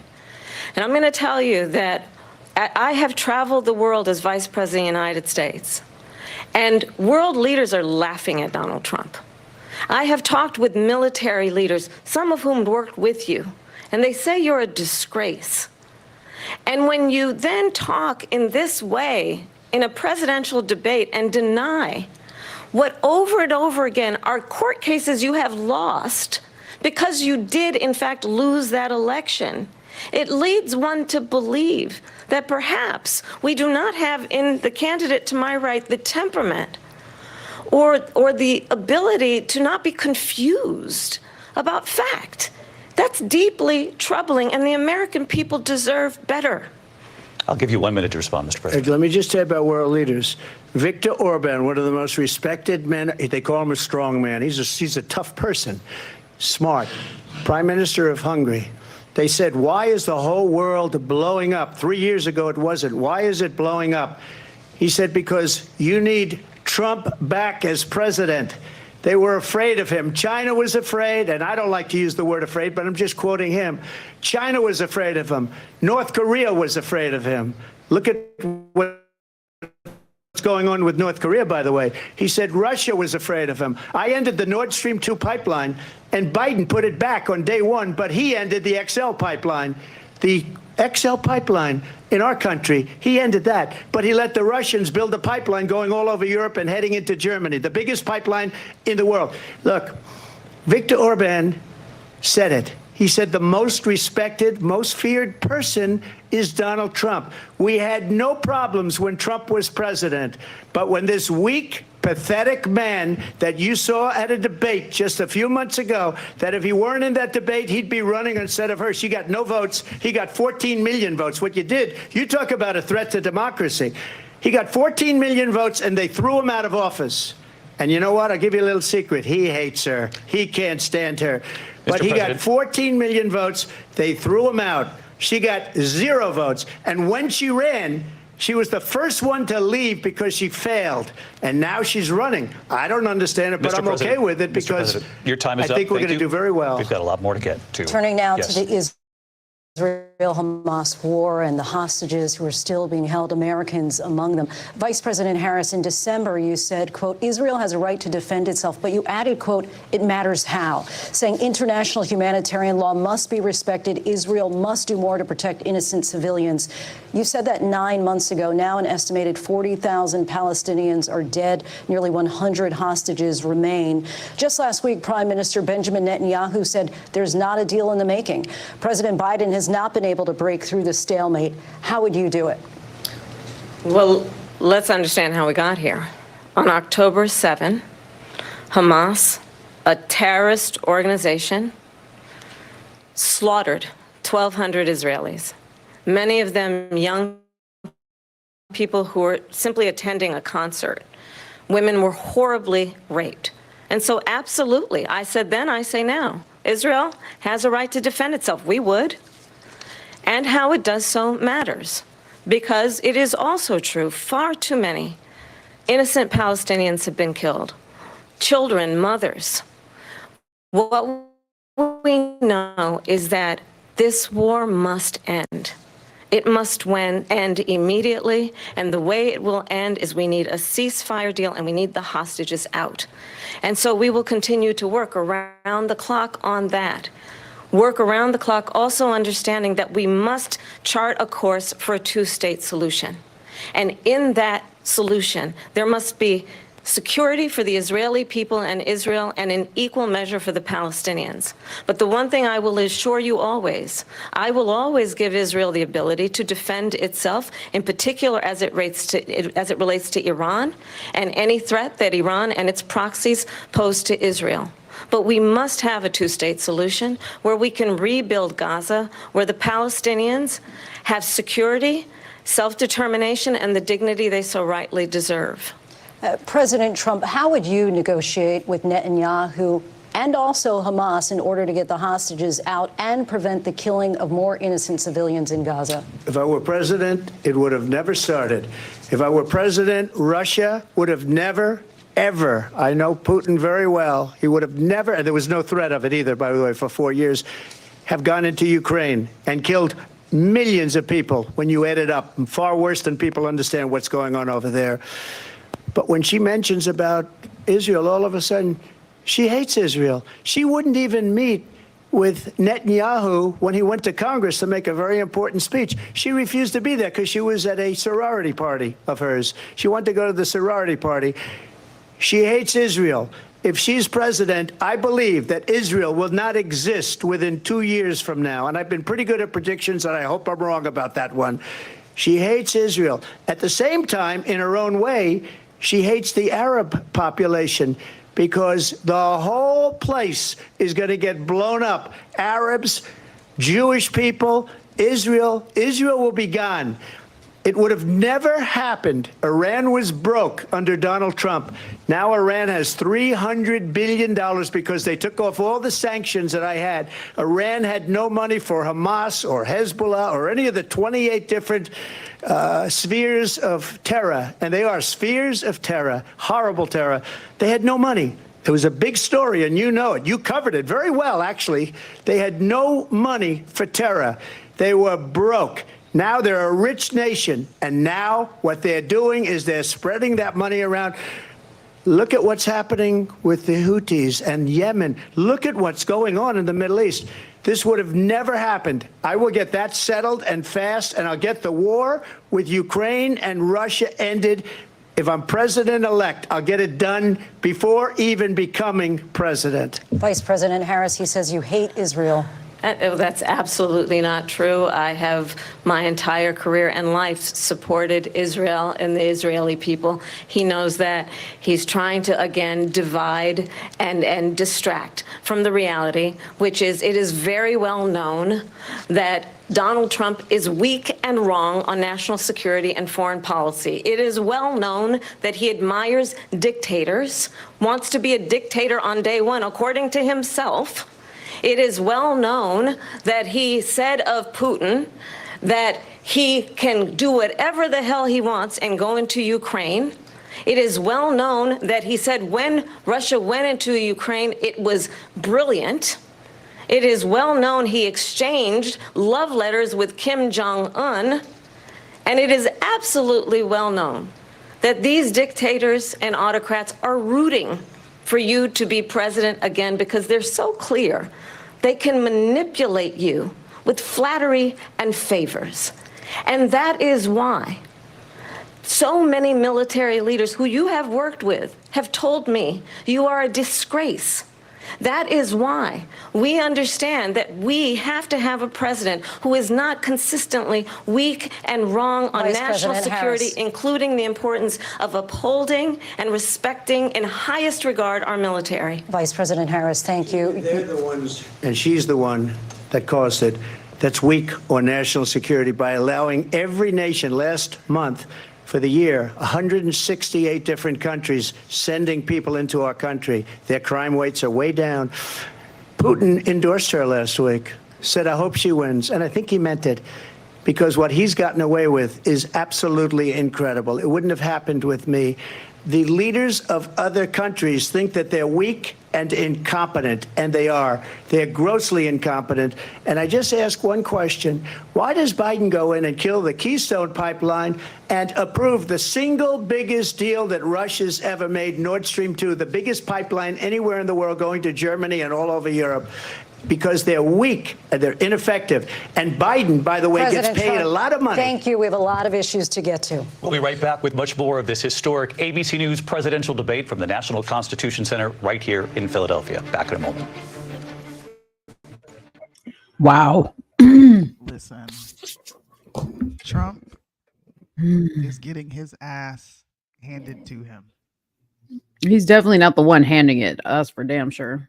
She is whooping his ass. And the only thing she's doing is gaslighting and bringing up regurgitated talking points from the left. And he is taking the bait every time she does it. He has redirected a total of 2 times this. What has it been? 45, 30 minutes? The first 30 minutes of this debate? Yeah. Bro, what the? Where is your debate strategist? Who prepared you for this shit? You know what made me mad is when they were talking about the border. Bad, bro. When they were talking about the border, okay? He did not, and she said, oh, him and his people, they shot down the border bill that we proposed. He could have easily at that point said, this is why we did not want that border bill. Here's what was in it. He could have easily said that, and he didn't say that. What is wrong with him? He could have easily brought up H.R. 2, which was the standalone bill that actually addressed everything going on at the border. He could have brought up the fact that Cory Booker and so many all Democrats voted against it because they said it was too restrictive. He could have brought up 1,000 things. Yeah. Well, and the thing that I mentioned in the comments, they didn't fact check her at all. Well, Trump has to understand this is ABC. There's a reason why she refused to go on these other 2 debates, because she wanted to go on the most likely the most biased network when it comes to Trump. Or look at the coverage. That being stated, he should understand this. He is too emotional right now. I understand he wants to fight. He wants to fight. That's fine. You can fight, but with the right decorum, with the right presentation. Right now, he looks like an old, angry man, and that right there is making her look sane, even though all she's stating is lies and gaslighting. He's just taking the bait. Someone needs to take him and say, "Calm your ass down, man." Yeah. Right now, you lost the first 30 minutes. You lost it. You lost it. Now, since you lost it, you can win it back. He needs to go back to where it was just him and Biden. He should be real calm, cool, collect. Be boring as hell. Yep. Be boring, bruh. You don't have to win conservatives. You got the conservatives. You're trying to win these independents, man. Right. Come on, bro. Yeah. He should have seen it. I don't want to see people online saying, oh, they set him up. It was a setup. He should have seen it coming. Trump is not dumb. He should have seen that coming. Like Liddell said, he knows what platform he's on, who's watching. He should have seen this coming. And Lynn, I see you on YouTube. I believe they prepared him. He made a decision not to follow those preparation points. It's very simple. He started off just fine. The first 5 minutes, he was all right. That's what last 20 minutes was a train wreck. And that's exactly what they wanted. Yep. That's what they wanted. Twitter is killing him right now. Oh my God. I went over Twitter and I was like, damn, on it's X. a massacre over there. He let her off the hook several times. Kamala Harris has not answered one single question directly outside of the Israel question that she was asked. That's the only question that she answered directly. Anytime they've asked her a question, she's redirected to insult Trump. And every time moderators have helped her. The moderators have redirected and say, so Trump said this. What do you think about that, Vice President? Correct. And they haven't asked him a single question on Kamala Harris said this, Mr. President. What do you think about this? And they won't. Look, it's definitely a biased platform. But it like is. Mo said, like Liddell said, this is something that his debate team should have prepared him for. Yeah. And they did. He's back on. Yeah. Clearly, look, you could be right. I think you are right. He's deviating from what they planned from. But he needs to come back and dominate this second half. Right. There is no other debate set up right now for him to redeem himself. And she won't do it. She won't do it. Yeah. She won't do it. Yeah. She's too afraid. She's too afraid to do it. From the National Constitution And Patrick, this is about who doesn't know if they want to vote for him, not necessarily those of us that are voting for him. We already know we're voting back for to him. this historic ABC News presidential debate tonight. We're going to continue here, and I want to turn to the war in Ukraine. We're now 2.5 years into this conflict. Mr. President, it has been the position of the Biden administration that we must defend Ukraine from Russia, from Vladimir Putin, to defend their sovereignty, their democracy, that it's in America's best interest to do so, arguing that if Putin wins, he may be emboldened to move even further into other countries. You have said you would solve this war in 24 hours. You said so just before the break tonight. How exactly would you do that? And I want to ask you a very simple question tonight. Do you want Ukraine to win this war? I want the war to stop. I want to save lives that are being uselessly, people being killed by the millions. It's the millions. It's so much worse than the numbers that you're getting, which are fake numbers. Look, we're in for 250 billion or more, because they don't ask Europe, which is a much bigger beneficiary to getting this thing done than we are. They're in for $150 billion less because Biden and you don't have the courage to ask Europe like I did with NATO. They paid billions and billions, hundreds of billions of dollars when I said, either you pay up or we're not going to protect you anymore. So that's maybe one of the reasons they don't like me as much as they like weak people. But you take a look at what's happening. We're in for 250 to 275 billion. They're into 100 to 150. They should be forced to equalize. With that being said, I want to get the war settled. I know Zelensky very well, and I know Putin very well. I have a good relationship, and they respect your president, okay? They respect me. They don't respect Biden. How would you respect him? Why? For what reason? He hasn't even made a phone call in 2 years to Putin, hasn't spoken to anybody. They don't even try and get it. That is a war that's dying to be settled. I will get it settled before I even become president. If I win, when I'm president-elect, and what I'll do is I'll speak to one, I'll speak to the other, I'll get them together. That war would have never happened. And in fact, when I saw Putin after I left, unfortunately left because our country has gone to hell. But after I left, when I saw him building up soldiers, he did it after I left. I said, oh, he must be negotiating. It must be a good, strong point of negotiation. Well, it wasn't, because Biden had no idea how to talk to him. He had no idea how to stop it. And now you have millions of people dead, and it's only getting worse, and it could lead to World War III. Don't kid yourself, David. We're playing with World War III, and we have a president that we don't even know if he's... Where is our president? We don't even know if he's a president. Just to clarify they here. threw him out of a campaign like a dog. We don't even know. Is he our president? But we have a president, Mr. President, that doesn't know he's alive. Your time is up. Just to clarify in the question, do you believe it's in the U.S. best interest for Ukraine to win this war, yes or no? I think it's the U.S. best interest to get this war finished and just get it done. There we go. Negotiate a deal, because we have to stop all of these human lives from being destroyed. I want to take this to Vice President Harris. I want to get your thoughts on support for Ukraine in this moment, but also as Commander-in-Chief, if elected, how would you deal with Vladimir Putin, and would it be any different from what we're seeing from President Biden? Well, first of all, it's important to remind the former president you're not running against Joe Biden, you're running against me. I believe the reason that Donald Trump says that this war would be over within 24 hours is because he would just give it up. And that's not who we are as Americans. Let's understand what happened here.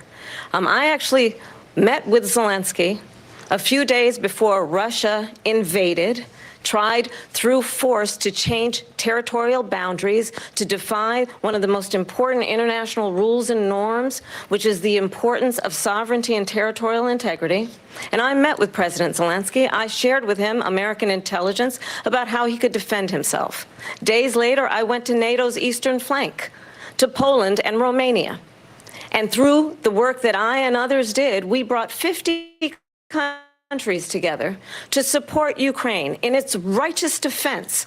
And because of our support, because of the air defense, the ammunition, the artillery, the javelins, the Abrams tanks that we have provided, Ukraine stands as an independent and free country. If Donald Trump were president, Putin would be sitting in Kyiv right now. And understand what that would mean, because Putin's agenda is not just about Ukraine.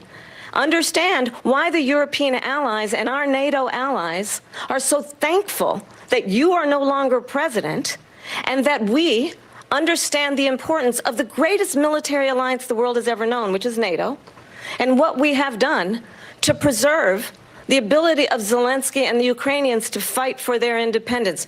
Otherwise, Putin would be sitting in Kyiv with his eyes on the rest of Europe, starting with Poland. And why don't you tell the 800,000 Polish Americans right here in Pennsylvania how quickly you would give up for the sake of favor and what you think is a friendship with what is known to be a dictator who would eat you for lunch. Vice President Harris, thank you. We've heard from both of you on Ukraine tonight. Afghanistan came up in the last hour. I wanted her to respond to something you said earlier. And now, please, I'll give you a minute here.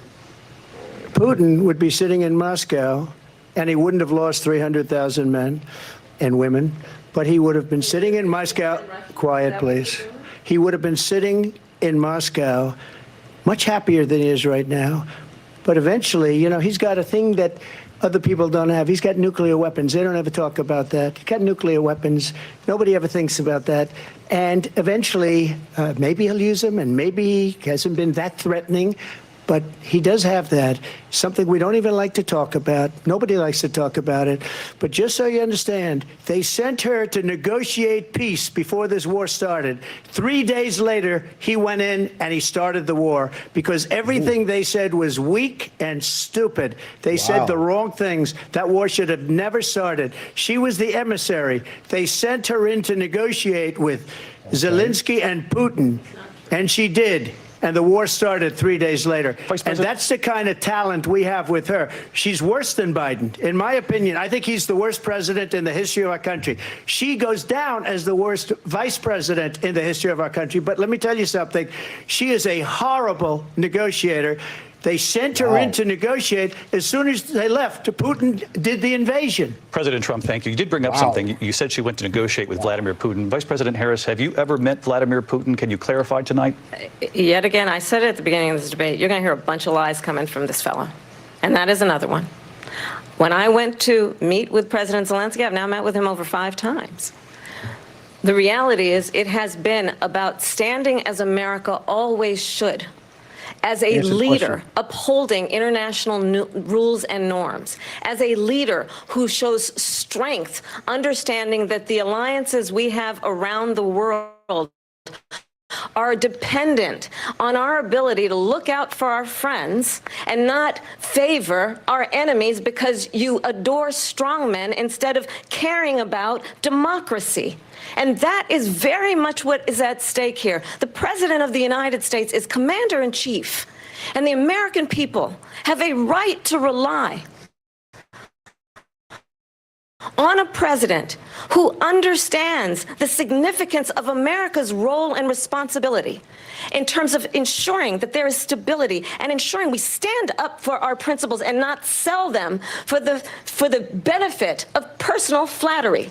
We've talked about Ukraine and Vladimir Putin. I do want to talk about Afghanistan. It came up in the first hour of this debate. I want to move on to Afghanistan. Stoltenberg said Trump did the most amazing thing I've ever seen. He got these countries, the 28 countries at the time, to pay up. He said, I've never seen, he's the head of NATO. He said, I've never seen. For years, we were paying almost all of NATO. We were being ripped off by European nations, both on trade and on NATO. I got them to pay up by saying one of the statements you made before, if you don't pay, we're not going to protect you. President Otherwise, Trump. we would have never gotten it. He said it was one of the most incredible jobs that he's ever seen done. Thank you. I want to turn to Afghanistan. It came up in the first hour of the debate, and we witnessed a poignant moment today on Capitol Hill, honoring the soldiers who died in the chaotic withdrawal from Afghanistan. I do want to ask the Vice President, do you believe you bear any responsibility in the way that withdrawal played out? Well, I will tell you, I agreed with President Biden's decision to pull out of Afghanistan. 4 presidents said they would, and Joe Biden did. And as a result, America's taxpayers are not paying the $300 million a day we were paying for that endless war.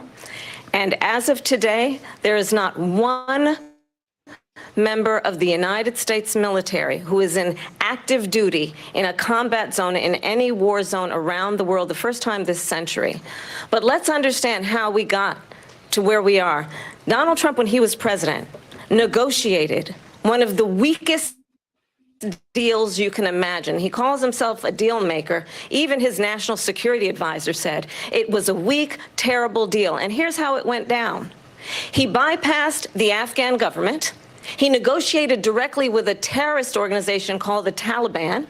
The negotiation involved the Taliban getting 5,000 Taliban terrorists released. And get this, and the president at the time invited the Taliban to Camp David, a place of storied significance for us as Americans, a place where we honor the importance of American diplomacy, where we invite and receive respected world leaders. And this former president, as president, invited them to Camp David because he does not again appreciate the role and responsibility of the President of the United States to be commander-in-chief with a level of respect. And this gets back to the point of how he has consistently disparaged and demeaned members of our military, fallen soldiers, and the work that we must do to uphold the strength and the respect of the United States of America around the world. Vice President Harris, thank you. President Trump, your response to her saying that you began the negotiations with the Taliban. So if you take a look at that period of time, the Taliban was killing our soldiers, a lot of them, with snipers. And I got involved with the Taliban because the Taliban was doing the killing. That's the fighting force within Afghanistan. They don't bother doing that because, they deal with the wrong people all the time. But I got involved. And Abdul is the head of the Taliban. He is still the head of the Taliban. And I told Abdul, don't do it anymore. You do it anymore, you're going to have problems. And he said, why do you send me a picture of my house? I said, you're going to have to figure that out, Abdul. And for 18 months, we had nobody killed. We did have an agreement negotiated by Mike Pompeo. It was a very good agreement. The reason it was good, we were getting out. We would have been out faster than them, but we wouldn't have lost the soldiers. We wouldn't have left many Americans behind, and we wouldn't have left $85 billion worth of brand new, beautiful military equipment behind. And just to finish, they blew it. The agreement said you have to do this, and they didn't do it. They didn't do it. The agreement was terminated by us because they didn't do what they were supposed to do. I want to move on. And these people did the worst withdrawal and, in my opinion, the most embarrassing moment in the history of our country. And by the way, that's why Russia attacked Ukraine, because they saw how incompetent she and her boss are. President Trump, thank you. I want to move on now to race and politics. politics in this country. Mr. President, you recently said of Vice President Harris, quote, "I didn't know she was black until a number of years ago when she happened to turn black, and now she wants to be known as black." I want to ask a bigger picture question here What the tonight. hell does got to Do you do? believe it's What does this have to appropriate do to with weigh anything? in But on the they're setting them racial up again. identity of your opponent? I don't. And Who I don't care. cares? I don't care what she is. I don't care. You make a That's big it. deal Stop. out of I don't something. care what she I is. couldn't Stop. care less. Right. Stop. Whatever she wants to be is okay with me. Stop. No. Okay. Those were your words. So I'm I don't asking- know. I don't know. I mean, all I can say is I read where she was not black, that she put out, and I'll say that. Dude, And then shut up. I read that she was black, and that's okay. Either one was okay with me. That's up to her. That's up to her. Vice President Harris, your thoughts on this? I think it's, I mean, honestly, I think it's a tragedy that we have someone who wants to be president who has consistently, over the course of his career, attempted to use race to divide the American people. You know, I do believe that the vast majority of us know that we have so much more in common than what separates us, and we don't want this kind of approach that is just constantly trying to divide us, and especially by race. And let's remember how Donald Trump started. He was land, he owned land, he owned She losing it now. buildings, and he was investigated because he refused to rent property to black families. Let's remember, this is the same individual who took out a full-page ad in the New York Times Here we go. calling for the execution of 5 take the bait, young the bait. black and Don't Latino take the bait. boys who were innocent, the Central Park 5. Took out a full-page ad calling for their execution. This is the same individual who spread birther lies about the first black president of the United States. And I think the American people want better than that, want better than this. She's doing a terrible job Want at someone who unpacking this understands, as though. I do, I travel our country. Yes, she is. We see in each other a friend. We see in each other a neighbor. We don't want a leader who is constantly trying to have Americans point their fingers at each other. I meet with people all the time who tell me, can we please just have discourse about how we're going to invest in the aspirations and the ambitions and the dreams of the American people? Knowing that regardless of people's color or the language their grandmother speaks, we all have the same dreams and aspirations and want a president who invests in those, not in hate and division. Vice President Harris, thank you. Linsey? President Trump, this is now your third time. Shut up.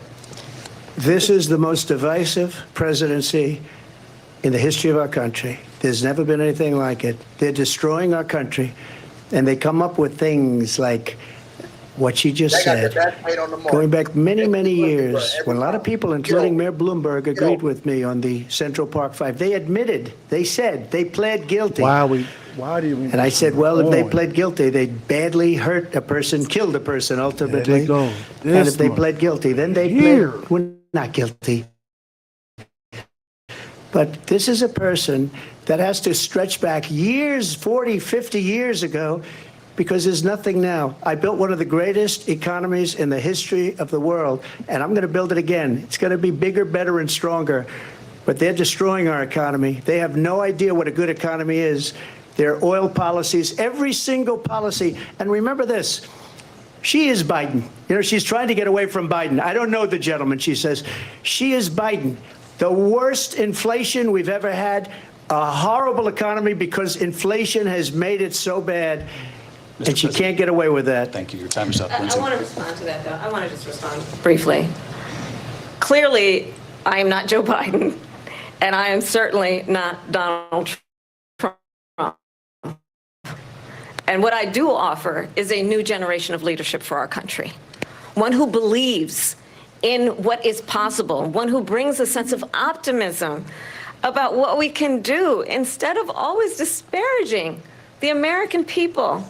I believe in what we can do to strengthen our small businesses, which is why I have a plan. Let's talk about our plans and let's compare the plans. Wow. I have a What plan to give startup businesses $50,000 tax That's it. deduction, to pursue their ambitions, their innovation, their ideas. If he doesn't their jump hard in work. here I have a plan, and cook her, $6,000 for young families for the first year of your child's life to help you in that most critical stage of your child's development. I have a plan that is about allowing people to be able to pursue what has been fleeting in terms of the American dream by offering a help with down payment of $25,000 down payment assistance for first-time home buyers. That's the kind of conversation, I believe, David, that people really want tonight. she won't commit to as it. opposed to a conversation that is constantly about belittling and name-calling. Let's turn the page Vice President and move Harris, forward. thank you. Let's turn to policy. President Let's Trump, turn back we to have policy. to move on. President Trump. Let's turn to policy, She has please. a plan to defund the police. She has a plan to confiscate everybody's gun. President Trump, she we has do a have to plan move on to to not other allow issues. fracking in Pennsylvania or anywhere else. Okay. Thank That's you, what her President. plan is until just recently. I just need Linsey, to go ahead. respond. President Trump, No, the President former Trump. president has said No, I'm something sorry. twice that I need to No, respond to. I'm sorry. We're I going just need to move on, respond Vice one President time Harris. to what he has President said Trump, this is multiple now times. your Yes. third time running for president. You have long vowed to repeal and replace the Affordable Care Act, also known as Obamacare. this You have got to failed to do- accomplish that. You now say you're going to keep Obamacare, quote, unless we can do something much better. Last month, you said, quote, we're working on it. So tonight, 9 years after you first started running, do you have a plan, and can you tell us what it is? Obamacare was lousy health care, always was. It's not very good today. Rico, And what I said, that if we 47 come up with something, and we are working on things, we're going to do it and we're going to replace it. But remember this, I inherited Obamacare because Democrats wouldn't change it. They wouldn't vote for it. They were unanimous. They wouldn't vote to change it. If they would have done that, we would have had a much better plan than Obamacare. But the Democrats came up, they wouldn't vote for it. I had a choice to make when I was president. Do I save it and make it as good as it can be, never going to be great, or do I let it rot? And I felt I had an obligation, even though politically it would have been good to just let it rot and let it go away. I decided, and I told my people, the top people, and they're very good people. I have a lot of good people in that administration. We read about the bad ones. We had some real bad ones, too, and so do they. They have really bad ones. The difference is they don't get rid of them. But let me just explain. I had a choice to make. Do I save it and make it as good as it can be, or do I let it rot? And I saved it. I did the right thing. But it's still never going to be great, and it's too expensive for people.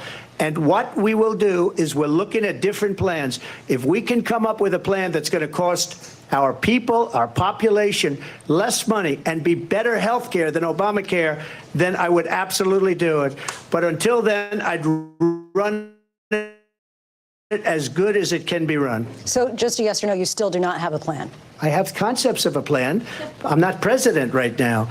But if we come up These with questions something, are I so would only biased. change it if we Good come up God. with something that's better and less expensive. And there are concepts and options we have to do that. And you'll be hearing about it in the not too distant future. Vice President Harris, in 2017, you supported Bernie Sanders' proposal to do away with private insurance and create a government-run healthcare system. 2 years later, you proposed a plan that included a private insurance option. What is your plan today? Well, first of all, I absolutely support, and over the last 4 years as vice president, private healthcare options. But what we need to do is maintain and grow the Affordable Care Act. But I'll get to that, Linsey. I just need to respond to a previous point that the former president has made. I've made very clear my position on fracking. And then this business about taking everyone's guns away. Tim Walz and I are both gun owners. We're not taking anybody's guns away. So stop with the continuous lying about this stuff. As it relates to the Affordable Care Act, understand, Wow. just look She at the answered it history well. to know where people stand. When Donald Trump was president, 60 times he tried to get rid of the Affordable Care Act. 60 times. I was a senator at the time when I will never forget the early morning hours when it was up for a vote in the United States Senate. And the late, great John McCain, who you have disparaged as being, you don't like him, you said at the This is time a because brilliant plan he by got them. caught. He was an American hero. The late, great John McCain, I will never forget that night, walked onto the Senate floor and said, no, you don't. No, you don't.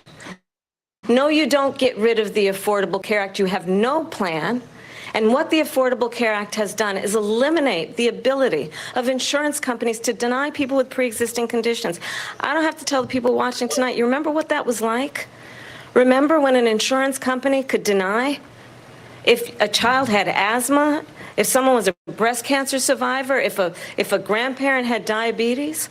And thankfully, as I've been vice president and we over the last 4 years have strengthened the Affordable Care Act, we have allowed for the first time Medicare to negotiate drug prices on behalf of you, the American people. Donald Trump said he was going to allow Medicare to negotiate drug prices. He never did. We did.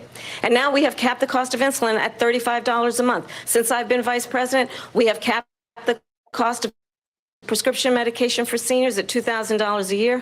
And when I am president, we will do that for all people, understanding that the value I bring to this is that access to health care should be a right and not just a privilege of those who can afford it. And the plan has to be to strengthen the Affordable Care Act, not get rid of it. Pass this prologue in terms of where Donald Trump stands on that. I want to move to an issue that's important for a lot of... You made a mistake. Number one, John McCain fought Obamacare for 10 years. But it wasn't only him. It were all of the Democrats that kept it going. And you know what? We can do much better than Obamacare, much less money. But she won't improve private insurance for people, private medical insurance.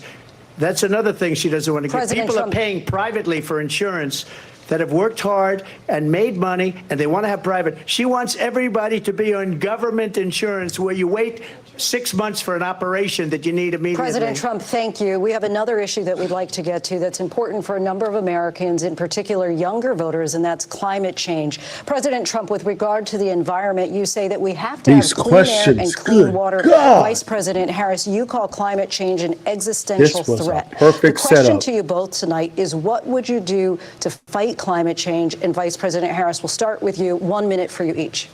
Well, the former president had said that climate change is a hoax. And what we know is that it is very real. You ask anyone who lives in a state who has experienced these extreme weather occurrences, who now is either being denied home insurance or it's being jacked up. You ask anybody who has been the victim of what that means in terms of losing their home, having nowhere to go. We know that we can actually deal with this issue. The young people of America care deeply about this issue. And I am proud that as vice president over the last 4 years, we have invested $1 trillion in a clean energy economy, while we have also increased domestic gas production to historic levels. We have created over 800,000 new manufacturing jobs while I have been vice president. We have invested in clean energy to the point that we are opening up factories around the world. Donald Trump said he was going to create manufacturing jobs. He lost manufacturing jobs. And I'm also proud to have the endorsement of the United Auto Workers and Sean Fain, who also know that part of building a clean energy economy includes investing in American-made products, American automobiles. It includes growing what we can do around American manufacturing and opening up auto plants, not closing them like happened under Donald Trump. Vice President Harris, thank you. That didn't happen under Donald Trump. Let me just tell you, they lost 10,000 manufacturing jobs this last month. It's going, they're all leaving. They're building big auto plants in Mexico, in many cases owned by China. They're building these massive plants, and they think they're going to sell their cars into the United States because of these people. What they have given to China is unbelievable. But we're not going to let that. We'll put tariffs on those cars so they can't come into our country, because they will kill the United Auto Workers and any auto worker, whether it's in Detroit or South Carolina or any other place. What they've done to business and manufacturing in this country is horrible. We have nothing because they refuse. You know, Biden doesn't go after people because supposedly China paid him millions of dollars. He's afraid to do it. Between him and his son, they get all this money from Ukraine. They get all this money from all of these different countries. And then you wonder, why is he so loyal to this one, that one, Ukraine, China? Why is he? Why did he get $3.5 million from the mayor of Moscow's wife? Why did she pay him $3.5 million? This is a crooked administration, and they're selling our country down the tubes. President Trump, thank you. Thank you. We'll be right back with closing statements from both of our candidates. An historic night, this ABC News presidential debate from Philadelphia. Back in a moment. She's just straight lying. There yes, she was is. no manufacturing that closed under Trump. That is just a bold-faced lie. It doesn't matter. Jeez, man. Yeah, no, facts don't matter. Truth doesn't matter. What matters is who is better at articulating a message. Whose rhetoric is more effective? Who's more persuasive? Whose composure is more presidential? Donald Trump is shot himself in the foot. He's getting his ass handed to him. Yeah, but every I opportunity. gotta fact check. We gotta provide the audience that are watching. They could be independents. They could be moderates. What she just said is just not true, bro. Yeah, no, I mean, it's not. Here's the reality, right? I've been saying this in the comments since the beginning of the debate. The people that are voting for Trump are voting for Trump. It doesn't matter how bad he drops the ball in this debate. The people that are voting for Kamala are going to continue voting for Kamala. It's the individuals that are undecided. And Donald Trump has totally lost sight, if he ever had any, of who he was addressing in this debate. He should have known that he was going to come. He was coming into hostile territory with unbiased moderators who intended on crafting questions designed to make him look bad. He should have not responded with any incendiary, any inflammatory rhetoric. He should have been kind, compassionate. He should have walked out and shook her hand. He fucked up in the beginning by not shaking her hand. He should have met her in the middle, shook her hand. Good evening, Miss Vice President. We need to see a gentleman. You're not trying, bro. Terrible. I can tell you guys now. This is not what I'm saying, Deontay. Is this here is what you wanted Trump to do? He's not going to do because it's not him. Yeah, we are. He may potentially lose the election because of it. And that may be the case. But the one thing about him is this here is, what do you tell a type A personality who's ran for president one time more than we ever did and won it his first time? He's going to say, "Shut the fuck up! I know what the fuck I'm doing. I won. You have not." Yeah. Yes, he has a valid point. Yeah, and you know what I'm gonna tell him? You lost in 2020. And he'll say, "You're right, you did, but I won in 2016." But he won't say that. He will continue idiotically to suggest that he lost the election. Even if you did lose the election, you should understand that it is not politically sound. It is not proven strategy. I hear what you're saying, but he's a New Yorker. This is how they talk. I don't care where he's from. Well, I'm just giving you the fact of who he is. Yeah, but unfortunately, right? Donald Trump is representing a constituency of people that feel that the country is on the line. So he needs to put his ego on the back burner, and he needs to approach political exchanges in a way that takes into consideration the concerns of his constituency. Sure. And that's what he's not doing. And he's not doing that. And the people that are in his PR, his public relations specialists, his campaign advisors, his debate coaches, they did a terrible job. Yeah. I would say because I can guarantee you that there's a bunch of either they did a terrible job or they told him, he said, "F y'all, I'm gonna do my own thing." One of the two. Yeah, well, if he did that, because here's the thing, right? Like, even calling her a Marxist, that was stupid. That's stupid, bro. Like, this is not the McCarthy era. We are not in the former Cold War. Like, we may be in a Cold War in terms of like the overhaul of very strong left-leaning ideology disseminating throughout college campuses all over the United States, but people don't even know what a Marxist is. Like that, you got that from somebody. Because I can guarantee you, if they would have put him on the spot and say, "Well, sir, can you explain to us what you mean when you say she's a Marxist?" He wouldn't be able to do it. He wouldn't be able to articulate it. You shouldn't be saying anything that you can't articulate soundly, with confidence, and with accuracy. You should have came out and discussed straight economics. The only thing that's going to save him is if people say, "Yeah, he did bad in this debate, but damn it, I feel the pain at the kitchen table, so I got to vote for Trump." Yeah, right, but those people are already voting for Donald Trump. I'm talking about the independents. Bro, the majority of independents in this country, I can't quantify this. I cannot verify It's back on. this assumption. Oh, okay. Okay, it's back on. My bad, y'all. Different visions for our country.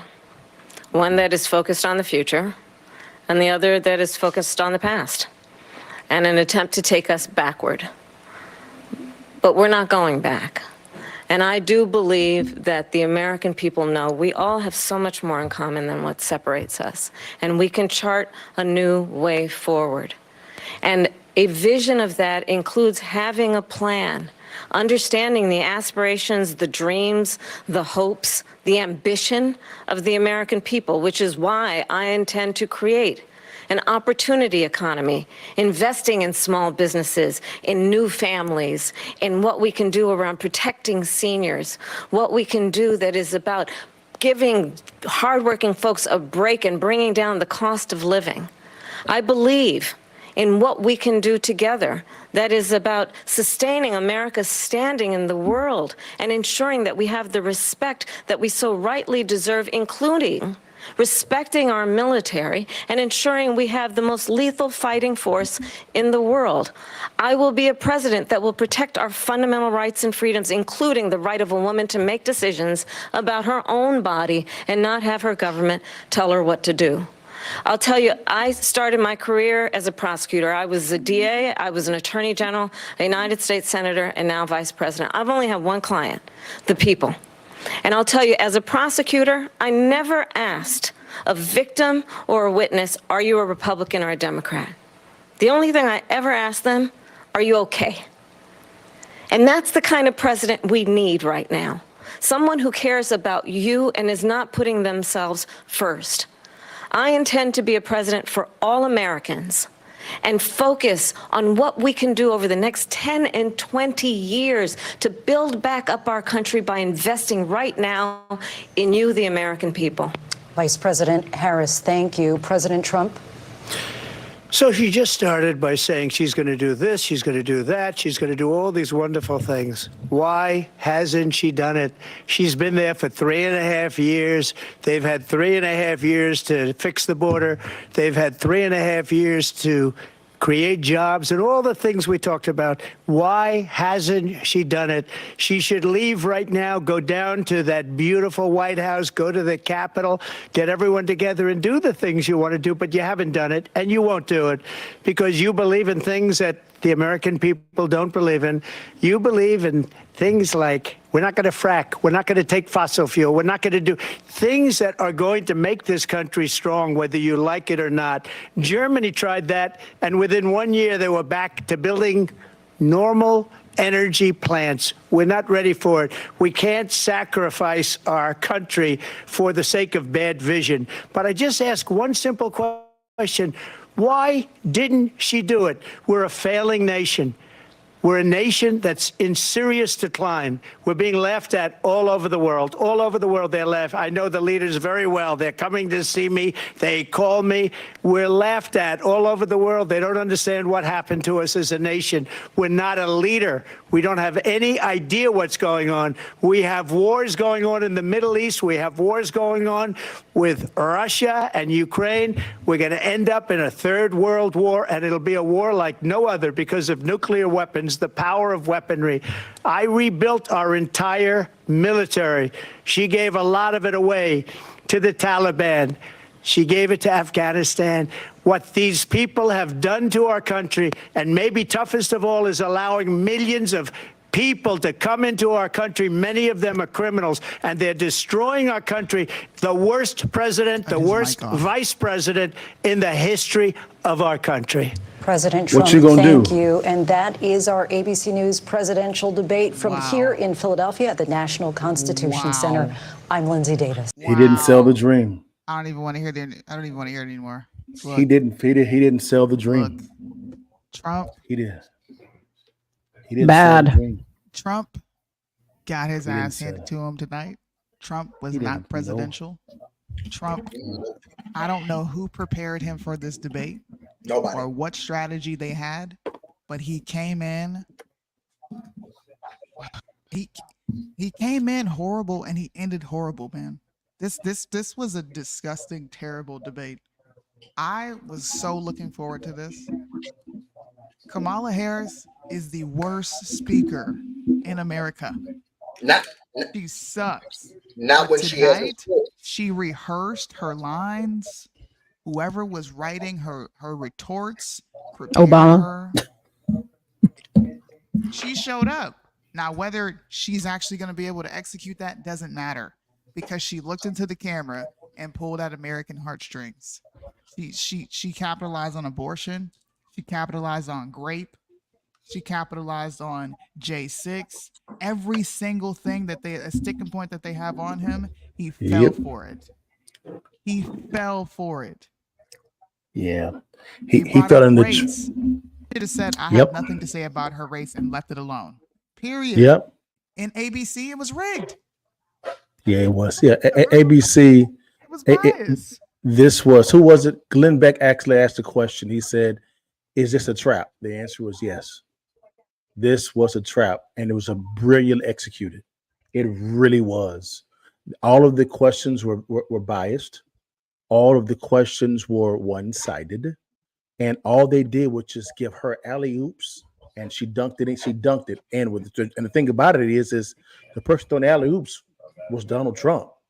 He was the one throwing the alley, throwing them up. It was like Trump was like Gary Payton, and she was like Sean Kemp, just boom. And I'm like, this is bad.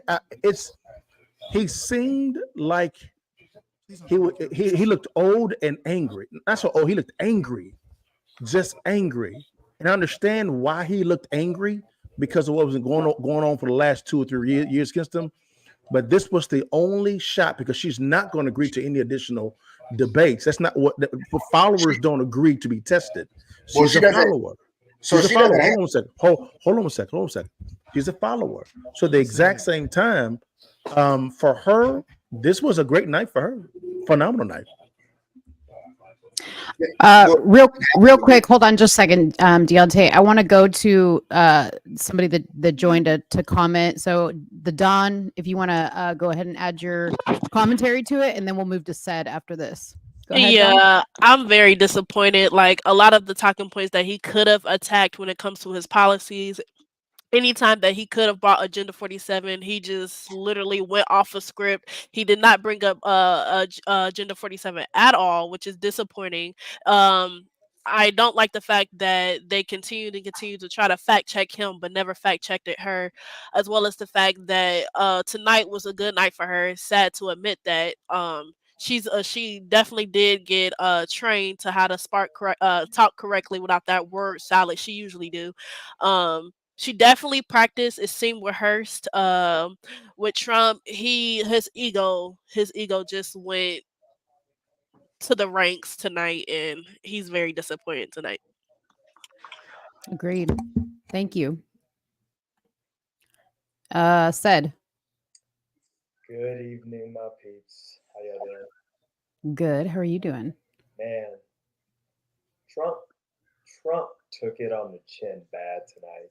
Even before you brought Deontay and I were talking, did you see the points that I said were going to be his Waterloo, J6, Roe versus Wade, and if they brought up qualified immunity?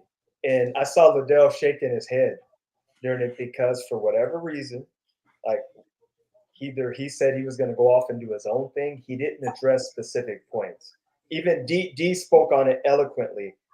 What this debate turned out to be, nothing about policy. They made it about character and personality. He cannot win a character and personality debate.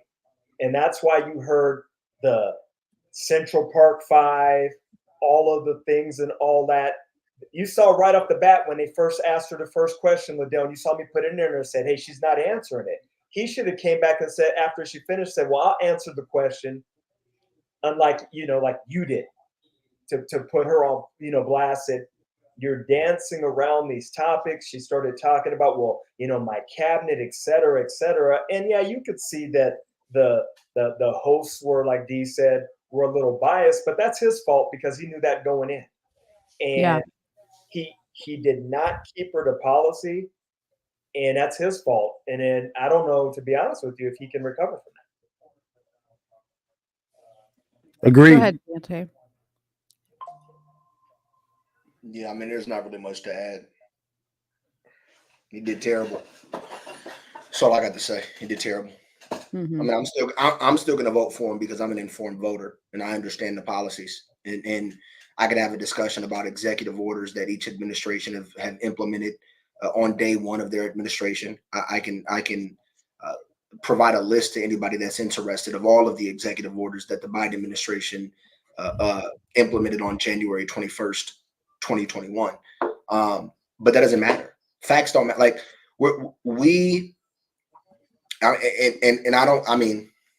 I don't say this to be rude or to be inflammatory, but I say this to be brutally honest.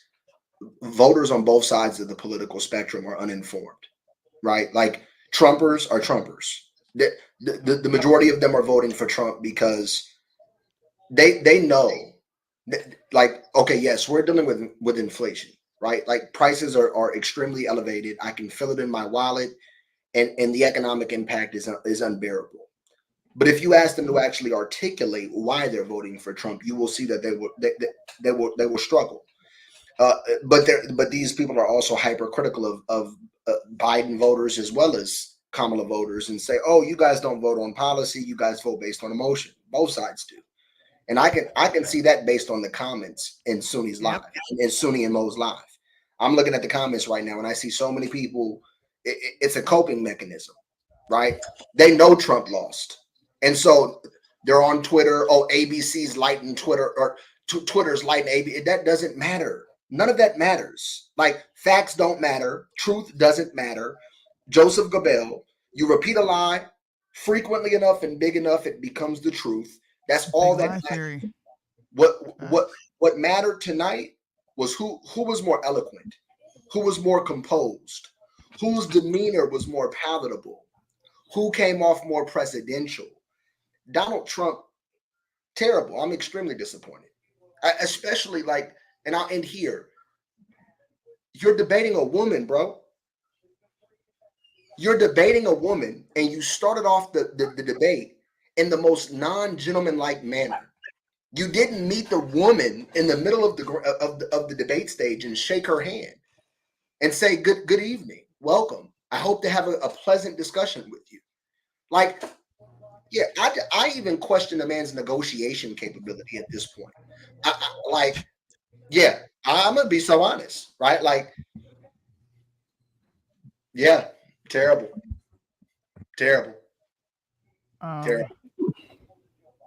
And I'm voting for Trump. And terrible. All I can say is go ahead.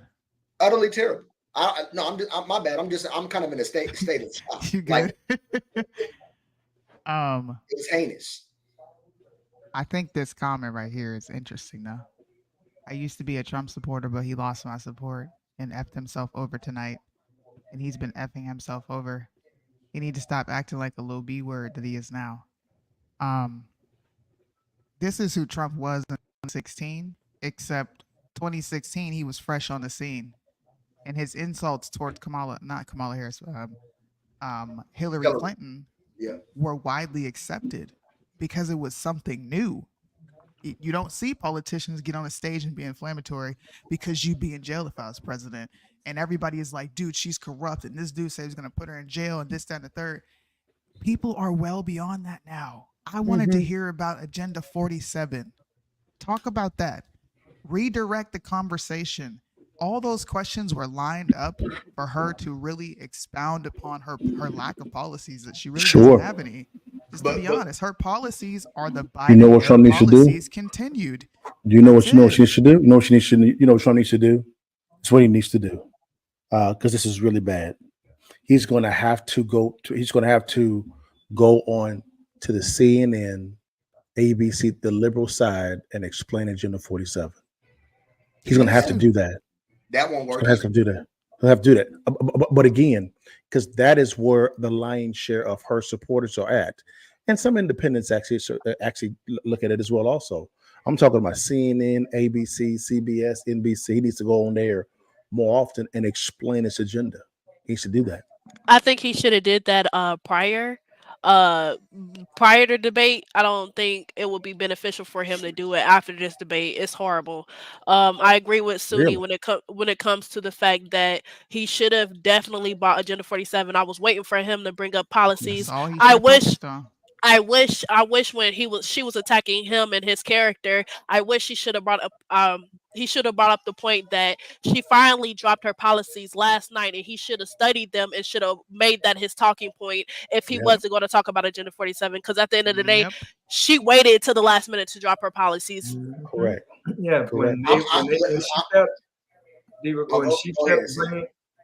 when she kept bringing up 2025 is when he said he had nothing to do with that as his perfect opportunity to slide in 47. Correct. Agreed. That's when he Agreed. should have slid it in. And then he waited right to the end to say, well, you've been in the office for 3.5 years and you haven't done. He should have brought that up way before the beginning. Over Exactly. and over and over again. Exactly. I'm gonna say this.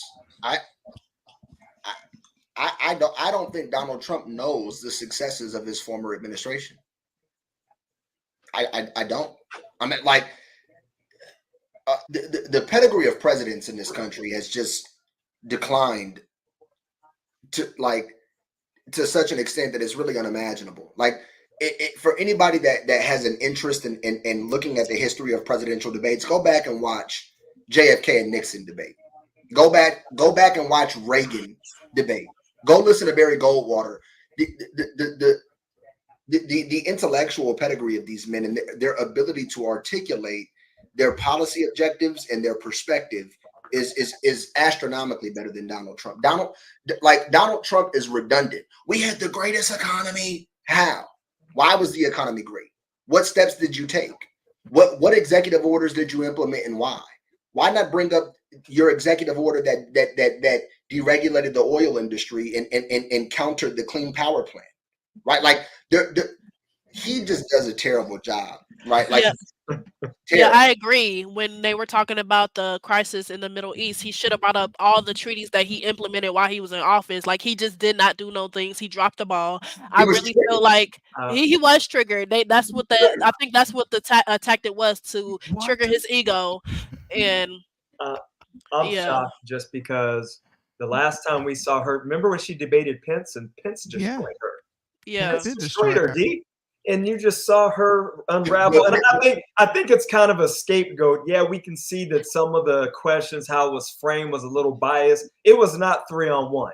It was 3-on-1. It was 3-on-1. It was 3-on-1. She cleaned him up. She answered just like some of the it was 3-on-1, bro. She didn't answer questions better than he did. She never answered questions. She never answered questions. She never answered questions. We can't give her that. She never answered. She answered Israel. She answered Israel, but when it came to the other questions that she was asked, she did not actually answer questions. She attacked him and his character, and was only bringing emotions to the thing. She didn't bring any facts. She brought nothing but lies. The two individuals that was the moderators did not fact check her at all when they could have did it multiple times, including with Project 2025. They only fact checked him, so it was 3-on-1. And that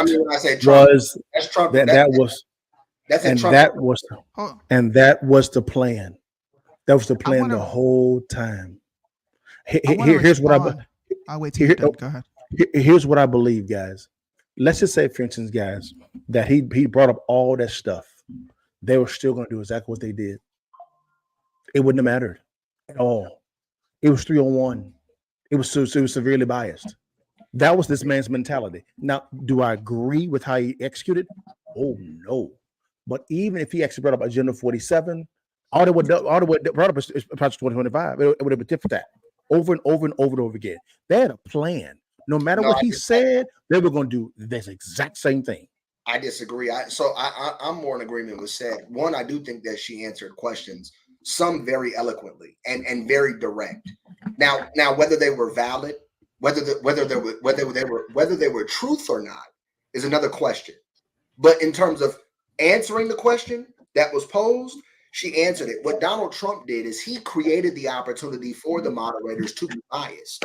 If Donald Trump would have been more strategical and more tactical about how he addressed those questions, he would have limited the opportunities for the moderators to double team or triple team him.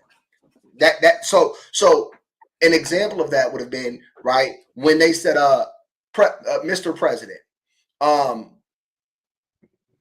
don't. Matter of fact, I won't give you an example, I won't address what he could have said to a question. Rather, I'll highlight that he literally interrupted them at every transition of a new segment into a new question to respond to her comment.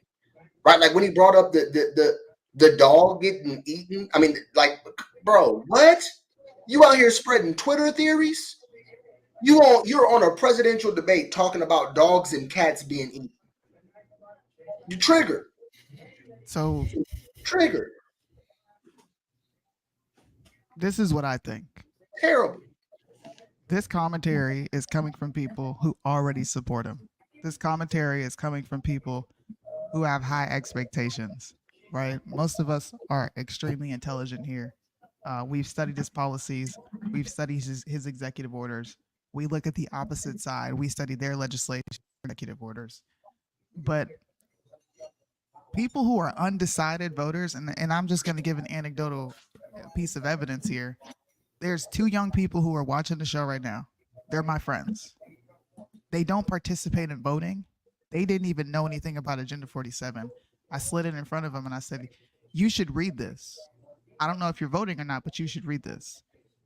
The fact that those people are still going to vote for Trump, that's fine.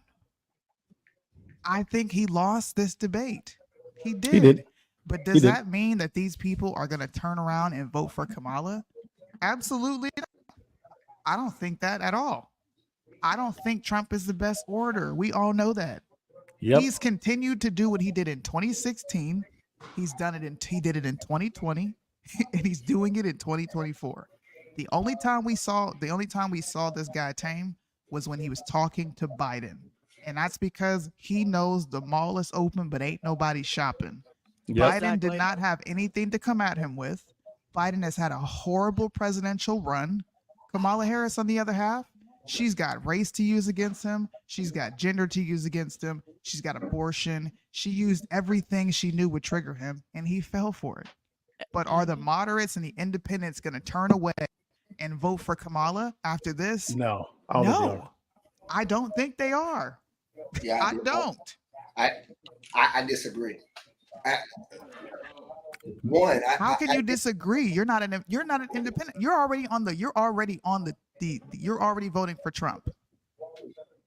I disagree for a multitude of reasons, but I think that to say moderate or independent people aren't going to switch over to Kamala.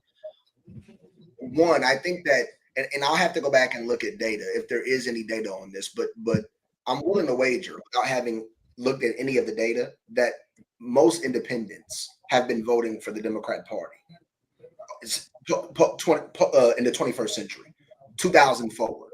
I'm willing to wager that most independents have voted Democrat. I think that they were what independents were looking for tonight was, does Donald Trump have the decorum that I deem acceptable to be president? Is he going to be presidential, or is he going to be petty? Is he going to be fact driven? Conjecture, D. Yeah, well, we're all speculating right now. It's just opinion, right? Like, none of us have. This is all conjecture. What you said is conjecture. What I said is conjecture. Thank you, Don. Huh? Oh, I'm talking with Don. My You're bad. welcome. You're welcome. Yeah. So I think that independents are contrasting the two candidates that they seen tonight and how they talk, and they said, he's live on CNN. Yeah, Donald Trump is exactly who they claimed he was.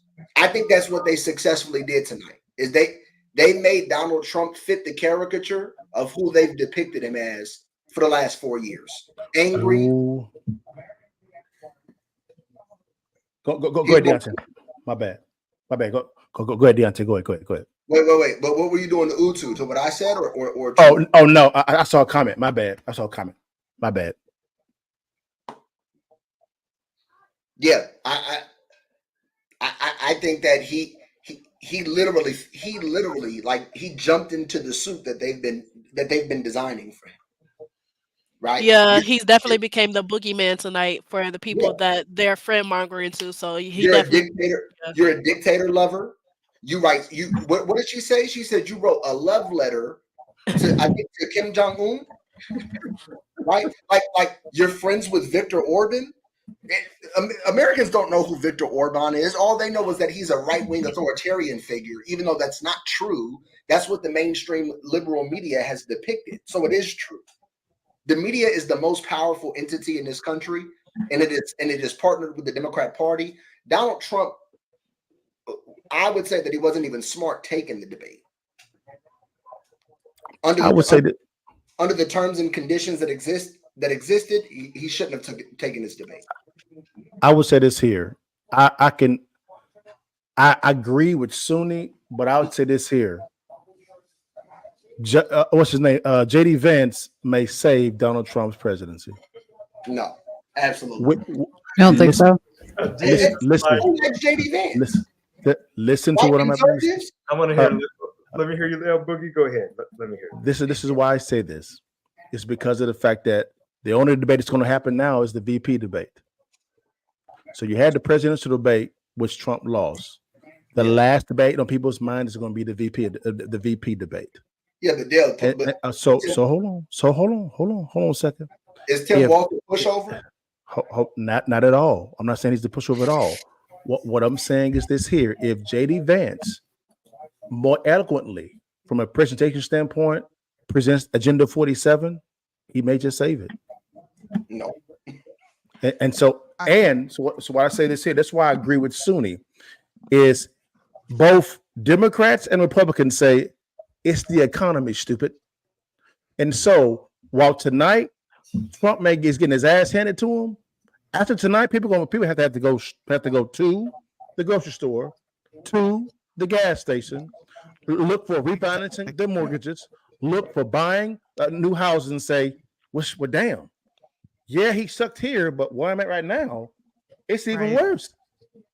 So, but I think like Sunni and Dee were saying, Liddell, those people already or have made their mind up who they were going to vote for. Those people who, like you guys, who are studying policy, that know about inflation, et cetera, et cetera. Tonight was a key moment that he did not capitalize on. She did exactly what she was supposed to do, Susu. She played on. All she did is play on the emotions of the Americans. She did. I don't disagree with y'all. I agree with you. I do. I'm sorry, my bad. Hold up. Thank you. What we are leaving out is that emotions still exist. Yes. People are still feeling the pain in their pockets. Yes. People are still seeing that this economy is trash. Yes. They're not as well versed as we are, but what they do know is that this economy sucks. What they do know is gas prices are high. What they do know is it costs over $500, $600 to every 2 weeks to keep your groceries in your refrigerator. Yes, they know that. And honestly, how many of these people outweigh Susu? It is going to outweigh, because how many of those people actually watch the debate? My sister ain't watching this debate, but you know what? Seriously, we have 6 intelligent people on here, right? Is that going to outweigh this emotional? Oh my gosh, he's a danger to democracy. If he gets, I'm presenting another emotional argument, though. I'm gonna agree with you, Sunni, on that, because right now the debate is a hot topic because it's just aired, right? But like Liddell and Sunni said, tomorrow, once the debate conversation has worn off, reality will step back in and be like, okay, this was just a one-time thing, that she looked good on camera. Okay, she was prepared. Yes, she won the debate, but at the end of the day, people are going to remember. How bad their pockets hurt. I think she won a debate tonight. However, I don't think she gained any new supporters because at the end of the day, she Yep. did not talk about any policies, real policies. All she did was rumble and attacked his character. She did win Correct. some arguments, but I don't think she gained any new support. Correct. I think they're going to try to say she did, but I don't think she has. Okay, Yeah. question for you guys. Are most people, D, I don't know if D's still on there, are most people voting based on emotion or what they know about policy? Emotion. Okay. Emotion. So so these say it. people were looking at this moment and they're gonna be like, because I think it was Trump's to lose. I was like, there's no way that she's gonna beat him in a debate. That all he has to do is not mess it up. And he screwed it up. And this is what people are gonna remember. Most people are not going to go D and read all of these policies you guys read. Most people can't tell you about 47 or even the 2025. All they know is they've been hearing people say, oh, it's going to take us back to modern day slavery and all this, and they can't tell you anything in it. But Those say are it. the people Yeah, that I said what I think we're dealing with right now is a panel of Trump supporters, and I'm one. Correct. But I think that we're dealing with it. Like, so I'll give you an example, right? They can feel it in their pocket all they want to, but they can also simultaneously believe that the cause of their economic pain is Trump, because that's what the media says. Great, but at the exact same time. So here's my question. Then, okay, let's go with that premise. Yeah, I think This you is have to Trump's take fault. into consideration too that there's an entire new voting base that has been introduced in this election. I agree with you. Gen Z is voting. I agree with you. Go ahead. Whatever you're presenting when it comes to what's going on, I'm not going to debate you on that at all. I agree with you 100%. Here's where I'm going to disagree on. How can it be Trump's fault if he ain't in office? Once again, you assume that you're dealing with people that are logical, that are fact driven, that are going to actually go conduct the research to formulate conclusions rooted in reality. Trump doesn't have. I know they won't. Trump doesn't want in office. They can say that the reason that you're on TikTok regularly. Do you hear how many liberals and progressives and leftists try to attribute the economic challenges we're currently facing to Donald Trump? They legitimately believe that. Hold on, real quick. Before I go, I gotta step away. Real quick. But I want to say this: just like Obama and the media try to make Kim Jong-un the boogeyman, they're trying to make him into the boogeyman. That's why they can easily blame him for the things that's occurring under this administration to attribute that it's his fault. So I gotta go, guys. Thank you for having me up here. Love y'all. Bless y'all. Thank you. Thank you, Don. Thank you. And I just want to real quick give a thank you because he's given a few super chats to Sosa Man. Yeah, Sosa Man. Thanks for the super chats, brother. You blessing Suni and Mo. Appreciate you, brother, for that, man. What do you guys think, real quick, just so we can address some of his comments? Because people who do super chats, I want to highlight their comments. But he said all Tim Walz has to do is bring up Vance's voting against the child tax credit and border bill. He also said that Vance has executive experience over Vance. Well, I would say concerning if you could put up that one talk about the child tax credit and the border bill, that's easy to defend. Just unpack the bill, both of them. Number two, yes, Tim Walz does have executive experience. His executive experience has sucked. He's ran Minnesota into the ground. I think it's JD Vance because he's had so much experience going on in the adversarial type of environments. Could actually easily point that out. He's a better orator than Donald Trump. So that's what I'm saying. If that is the last debate, which it most likely is going to be, and if JD Vance performs well, he just may convince independents, if they're listening, you know what, let me go and give this guy a shot because what? The vice president. Yeah. We got exactly. This is make stuff look bad too. Now she was given the questions ahead of time, all that. Can we just concede? She just did a better job than him. She did a better job. And like Deontay said, and all of us have experienced this on the other platform, Odell, where we will debate groups of people who may not even stick to the topic, but they can make it about something else. And when they Correct. can pull you into emotions, D, Mhm. then you automatically they go, see, and that's all she did. I just Mo, She did. I don't know if she can recover. Because like I said, you guys know how I am. I don't really care too much for either one of them, really. But there's no way, Liddell, I would have bet you a C note today if you would have told me that she would have won this debate. I just didn't think there's any way that she would have won a debate because I seen her debate and I didn't think her debating skills are very good. And, Well, I agree with you said. I thought that Trump was going to at least survive the debate and win it. I knew they were going to probably spin it as if he lost it. He performed very, very bad in this debate, extremely bad. Was it biased? Sure, but he should have known that. You being an ex-president, understanding how ABC operates, you should have known it up front, which leads me to conclude either you were prepared, or you were unprepared, or you were prepared and you decided to remix the strategy. And I'm going to lean more on remixing the strategy because you actually had someone that destroyed Kamala Harris on a stage in Tulsa Gabbard. To be honest, real quick, what would you guys give him as a letter grade? I'd actually give him a D minus. What would you guys give him? I agree with that. Yeah. D minus. I'm giving him an F. Well, he showed up, D. We can't give him an F because he showed up. Okay. Nah, you can get an F. You go to class, you take the test, you can get an F. You got an F. So Suni, we'll see which side goes. Go ahead. I think I don't know if she's there or not, but she says she had another point to make. I don't know what she's doing. I think she might be over on Twitter converting people. Oh. Yeah. Anyways, go ahead, Liddell.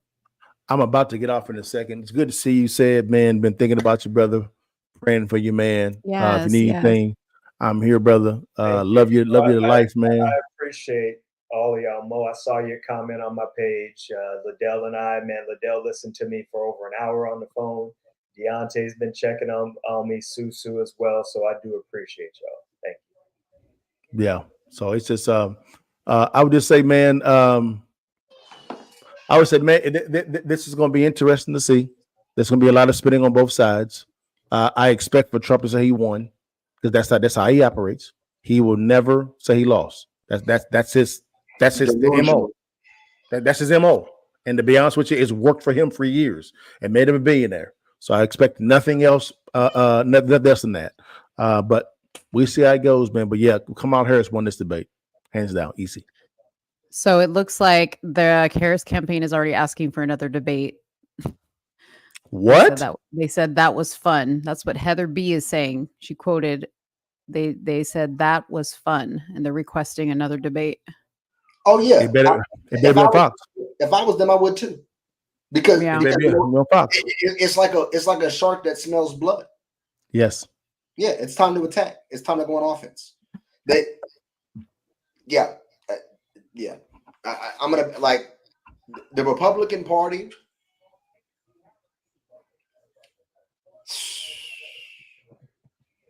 In October. If they agree to a debate and it's on Fox, oh my God. Well, then we'll really see if she was truly prepped very well for this debate. We'll see the real deal then for sure. She won't agree to a debate on Fox. No, she won't. It's going to be probably on either CBS or NBC. She will not do Fox. Yeah, she definitely won't do Fox. They should do. What did they do the last one on CNN? They did the Biden. CNN. Yeah, CNN. Liberals don't consider Fox News. They don't. They consider it a propaganda machine. Yeah. Yep. Yeah. People need to understand, right? Like,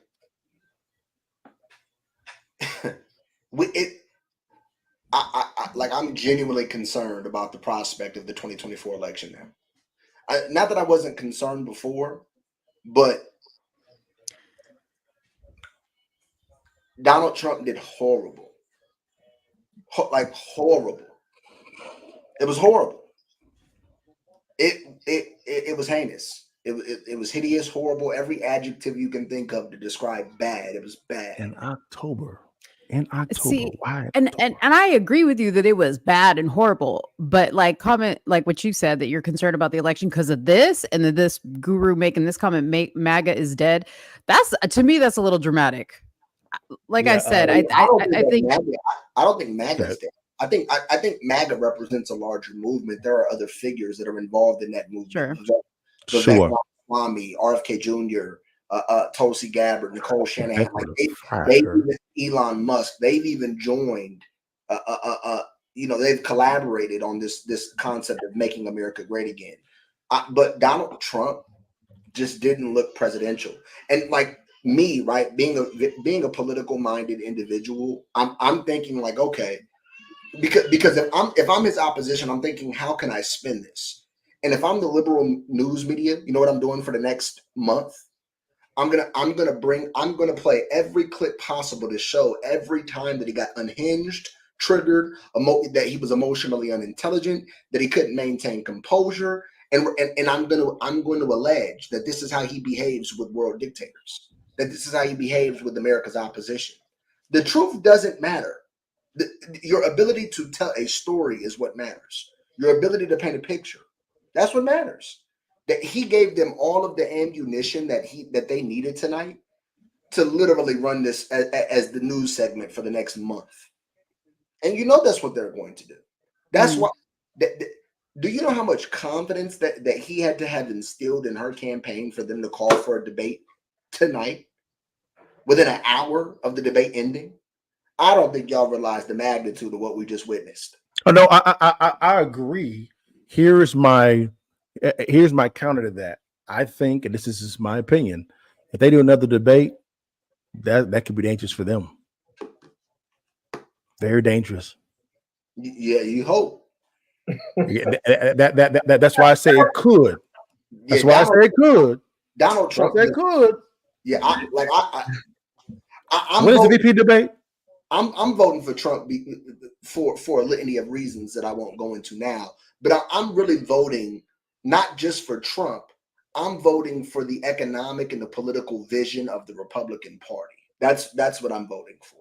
And Donald Trump tonight was not a good representative of that vision. He wasn't.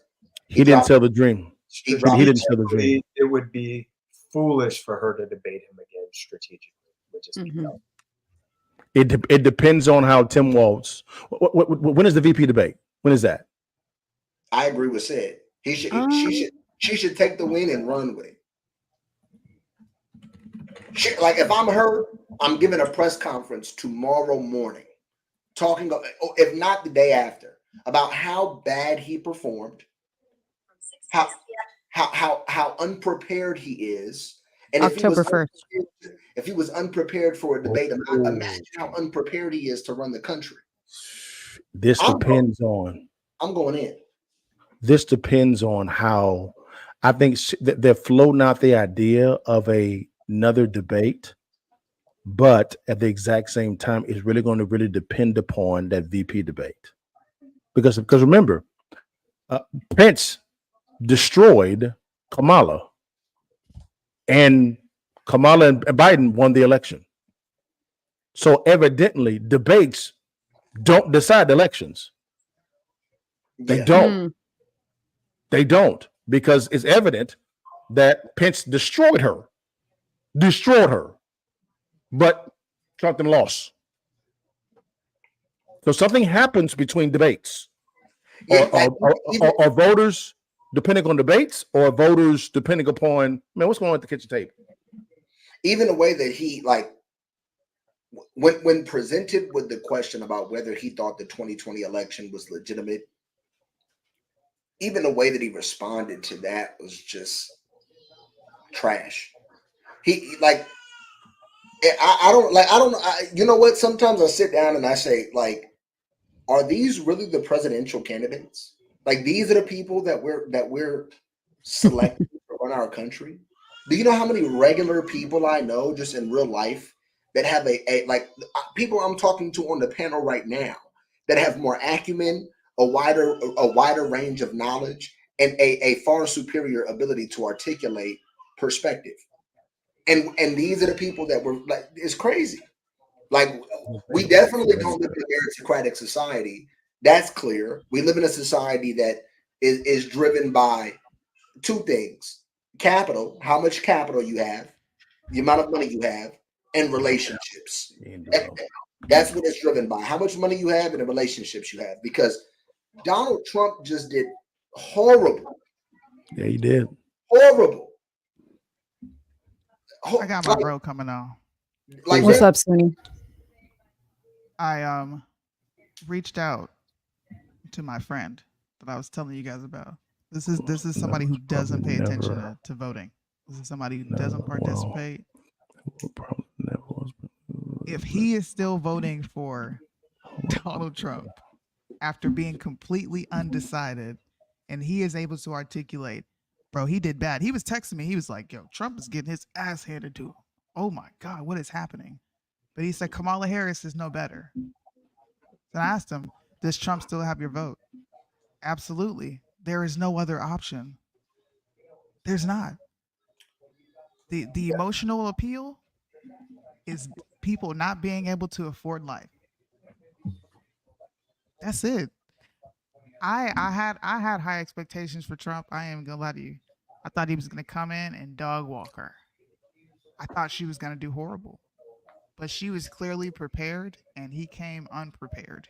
She was able to trigger the living shit out of this man. Yep. And she told him. And she told him she was going to do that too. She told him. Facts. Hey, God damn. Chance. This is the first source that I found. I know it's not showing up on the screen. Oh, there it is. It's Reuters. Understanding Independence. It just came out on April 11th. But it's I gotta go get my daughter. But it talks about who comprises the nonpartisan electorate.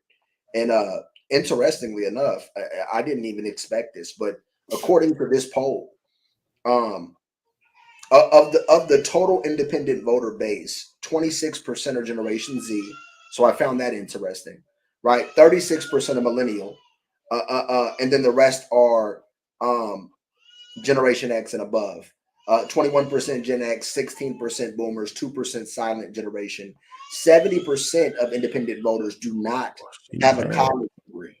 Yeah, she going ham in the back. I'm about to go. She mad. Yeah, she mad. 70% do not have a college degree. So that's interesting because that kind of lends towards the discussion about the economic pain that they're feeling. And if they're not college educated, that means they're probably not heavily inundated with liberal philosophy. And so maybe they may be more driven to make a decision based on economic condition. Most people are going to do that. That's how Trump's going to win this election. He didn't perform tonight. And when I was going to go get my food, right, I had heard all she's appealing to emotion. She's appealing to emotion. This is for emotional voters. When I'm listening to people who support Trump express frustrations, you know what I hear? Emotion.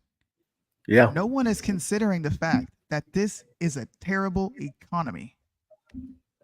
People are paying high gas prices. You don't think someone who is not like us is smart enough to say, I can't afford life. I may not like the dude, but look, it's better than what we got now. Yeah. I think that 2016 was a testament of people saying, fuck it. I can't afford life. They didn't vote for Hillary. They went out and voted for the guy who got on the stage and was talking out the side of his neck. I'm going to lock you up. I'm going to lock you up. You're over here doing corruption. He didn't get on the stage and have this amazing speech for the American people. He just got on the stage and said, look, this is what I could do for you. And this is what I want to try. Well, we never saw that before. We were ready. That was the point that I was saying. We never seen that before. But he didn't get on a stage and debate like a whole professional. He got on a stage and talked like Trump. He told black people, you've been losing. You are voting for the same party over and over and over. And what have they provided for you? That grabbed my attention. And I was 100% an emotional voter. This is before I was even full blown conservative. I told you, me and my husband, bro, we used to have battles. It's Guru Mitch. It's Guru Mitch. Who knows? That his articulation looks real familiar. Real familiar. Oh, Lord. You look real familiar, but anyways, I agree with Sunni. I agree with Sunni. Here we go. I agree with Sunni, so to speak. We're going to see. We're going to see. I will just say this here. Yes, Trump got his behind handed to him. He's never been a good orator at all, period. But at the exact same time, it's just like James Carville, the Raging Cajun. And it's just like Karl Rove. These are two old established individuals on both sides. They all said it's the economy, stupid. So people have to make a decision. Am I going to vote Orange Man bad? Or damn it, I can't afford to live. Which one am I going to vote for? So I wanted to address something Susu said when she was coming back. I agree with your initial points, but when DT first came on the scene, polarizing, we never heard a presidential candidate galvanize people with his rhetoric, if you were for it, against it, right? So it was captivating. Now it's rinse, wash, rinse, repeat. We've already heard the story. It's not going to galvanize any newer people. We can only hope that the people are saying, hey, we're in California, we paying $6 more for gas, and groceries are twice as much. But how many people will bite off their nose, D, in spite of their face, just because they don't like him? And then they see this and go, man, this guy looks like a bumbling idiot. Yeah. That is my greater concern. And people going, well, damn, it's killing me to go. I'm in agreement with what you said. I think that people are more driven by emotions, and they don't operate in fact. I don't disagree. I agree with that too. But we can't take the facts that what people are experiencing right now is going to trigger their emotions. Donald Trump didn't have to get on the stage and galvanize anybody. He doesn't have to. This administration has done all the debating it needs to do. And I'm only saying this because of constantly talking to independent voters that have no clue who they're voting for. If they left this conversation tonight being undecided, if they left this conversation tonight deciding to vote for Trump after not knowing who to vote for, reading Kamala Harris and Trump policies, why can't that be millions of Americans across the nation? I feel like we're counting people out, and because everybody don't think like us or taking information out with the way we take it in, they're dumb. Dumb voters are going to exist, but guess what? Stupid ass voters vote for Trump. We talk to people on TikTok all day that are voting for Trump and have no fucking clue why. Yeah, I just know they're voting for Trump. I don't think that's my stance. I'm looking at the polls right now. She has about a 2.7% spread across all polls. Right now, obviously, what matters is swing state polls.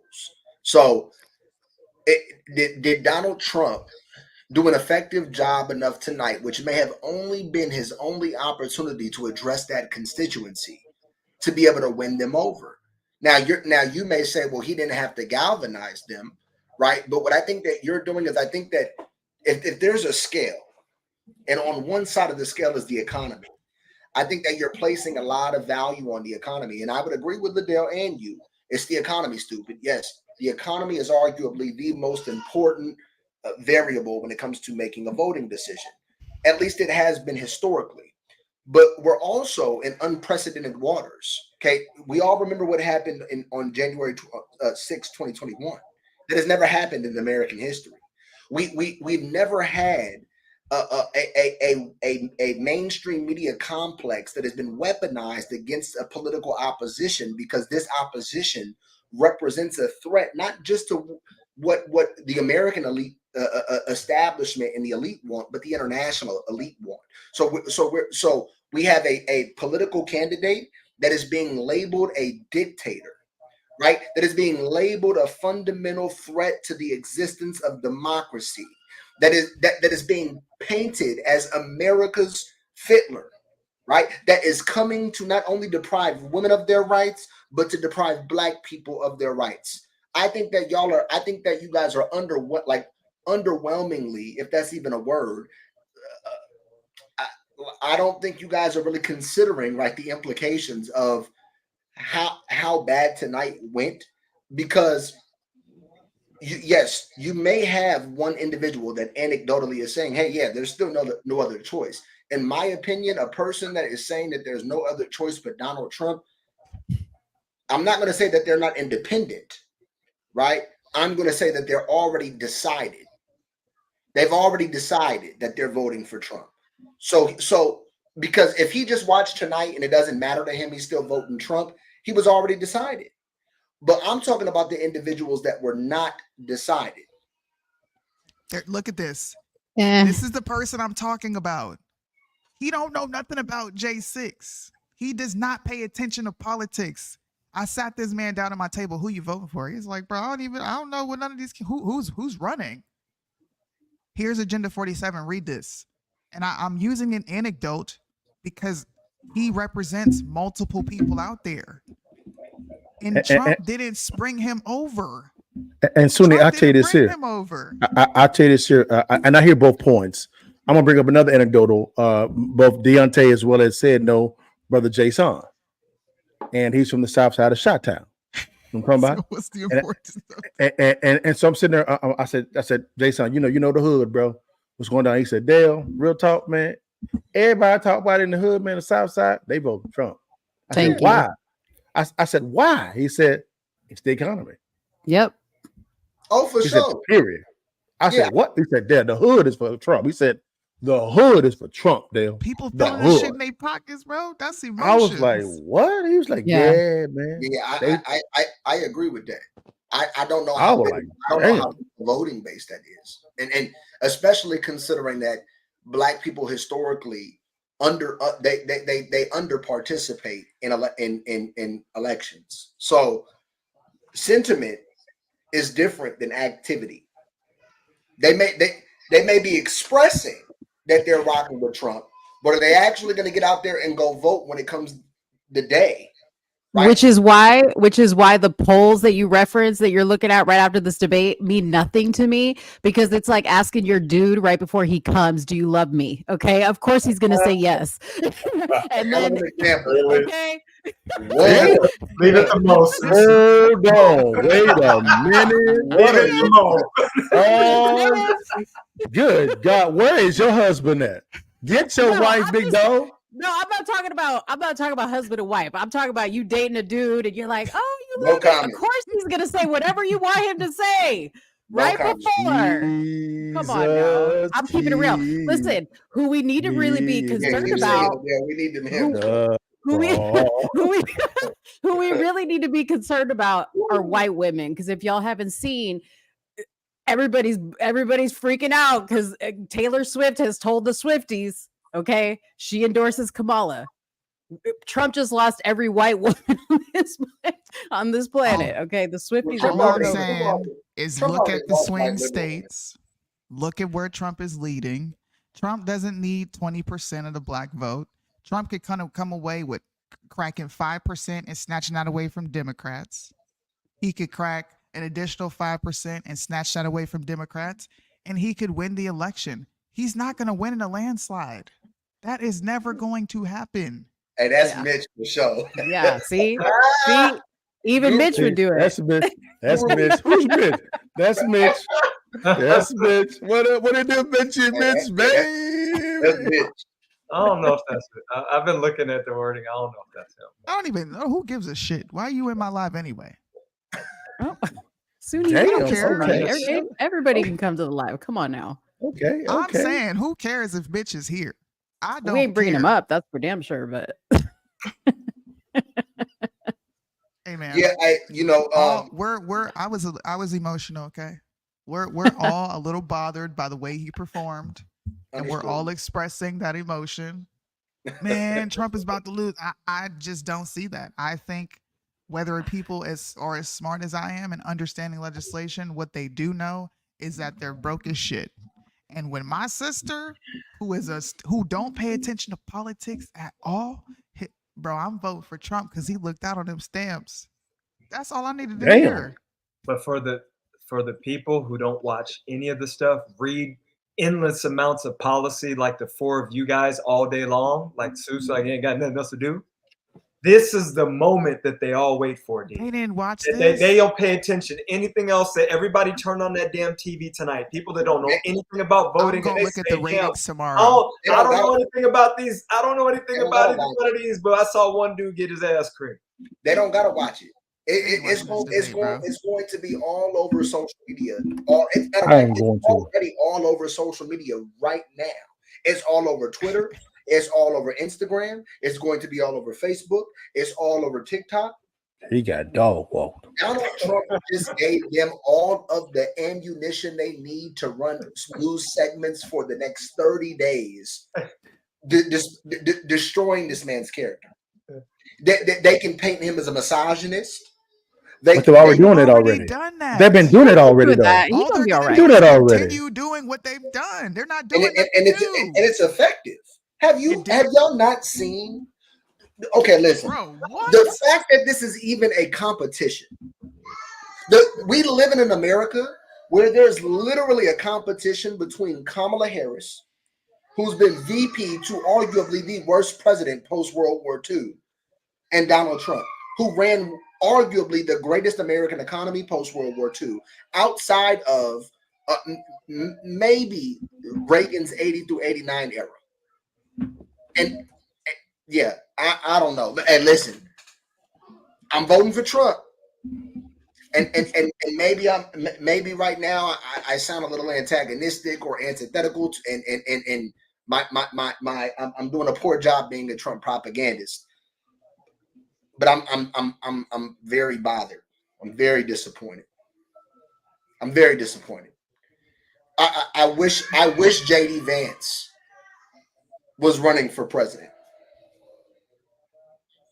I wish Vivek Ramaswamy was like those gentlemen would have been able to blow Kamala Harris out the water by miles. It wouldn't even have been a discussion. Put Vivek Ramaswamy next to Kamala Harris and she's gonna stutter. She's gonna stutter. Because he's going to get in her ass. Pause. He is literally going. Well, excuse me. Listen to this. Listen to this. Frank Luntz, who is a avid partisan leftist, avid. This is what he said concerning Kamala Harris. Harris smiling when talking about Trump being prosecuted is a bad look. She's feeding into the narrative that it's all a partisan witch hunt. This is an avid leftist. Avid. I'm telling you, bro. People are emotional, but they're more emotional about their paychecks, man. It's gonna be what it's gonna be. I'm gonna remain. I can be realistic and optimistic at the same time, but we also have to pay attention to trends. This is Adam Taggart. What? This is an economics guy. It's a financial guy. He runs a podcast called Thoughtful Money. If you don't watch Adam Taggart and you're into finance, you gotta get on Adam Taggart. But he conducted a poll. Whom do you think won tonight's presidential debate? 2,976 participants. So I mean that's not large, but it's still worthy of consideration. 42% said Harris, 58% said Trump. Interesting. She didn't do enough. She appealed. She appealed to the people who are already going to vote for her. She lied multiple times. I pulled up 10 different fact checks. Rachel Scott on ABC. Rachel Scott on ABC said this here. Said Kamala Harris did not do a good job explaining her policy shifts. This is on ABC. She just appealed to emotions. Rachel Scott. This was Gavin Newsom and DeSantis all over again. Do y'all remember that debate? Yes. Who won that debate based on feelings? Gavin won because he sat up there and he spewed the same talking points over and over and over again. Yeah, right. But what I think what me and Seth are saying, I get what y'all are saying, is that the independent, undecided voter has been heavily inundated with propaganda. And if they have to weigh on the scale economy versus the possibility of democracy ending, I think that they're going to vote for the possibility of democracy ending. Because how many times have we had discussions with people who are quote unquote liberals that say things like, oh, well, the entire world is dealing with inflation. America has had the best economic recovery of those are liberals. Right, but independent voters, 26% of the independent voting base is Gen Z. 26%. Do you think that Gen Z is not liberal? I never said that, but we're pretending like Trump needs all 26%. No, I'm not. I'm saying Donald Trump has to win swing states. He's already winning in swing states. Look at the polls. He's not winning in polls right now in swing states. Okay. I don't think so. Let me double check. The exit polls from the primaries. They disprove what you're saying. He gained in every single category amongst Democrat and independent voters against Nikki Haley. Yeah, no. So I think you may be right. So Arizona right now, Trump leads by 2%. No, Minnesota, Harris. That's not a swing state. How about Nevada? Nevada is 47-47. Pennsylvania, Harris leads by 0.8%. Wisconsin, Harris leads by 3.4%. Ohio, swing state? Ohio's a swing state. Oh, yep. Trump winning by 9%.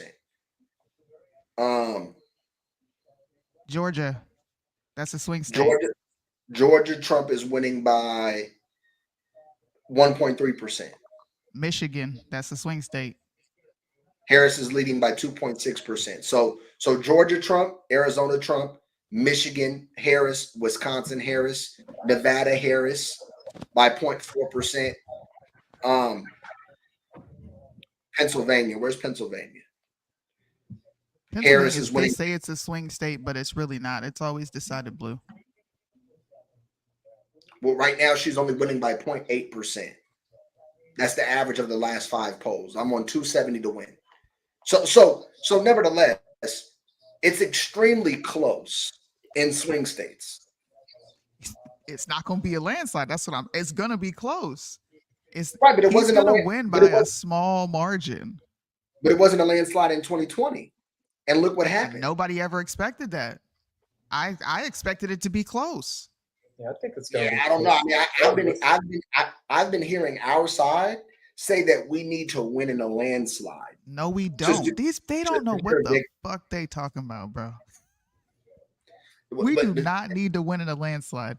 He needs to win the key states, and he's good. He can pick up a few extras, but he needs to win those key swing states, and he's gained. If you look at the primary exit polls, he has gained. I'm not saying large margins, but we don't need large margins. All you have to do is chip away at Democrat support. And RFK is helping that. Tulsi Gabbard is helping that. What is his name? Dershowitz? I can never pronounce his last name. Democrats, they're leaving. You don't think the American voters are paying attention to that? Dang, why are these people leaving? Yeah, no, I don't.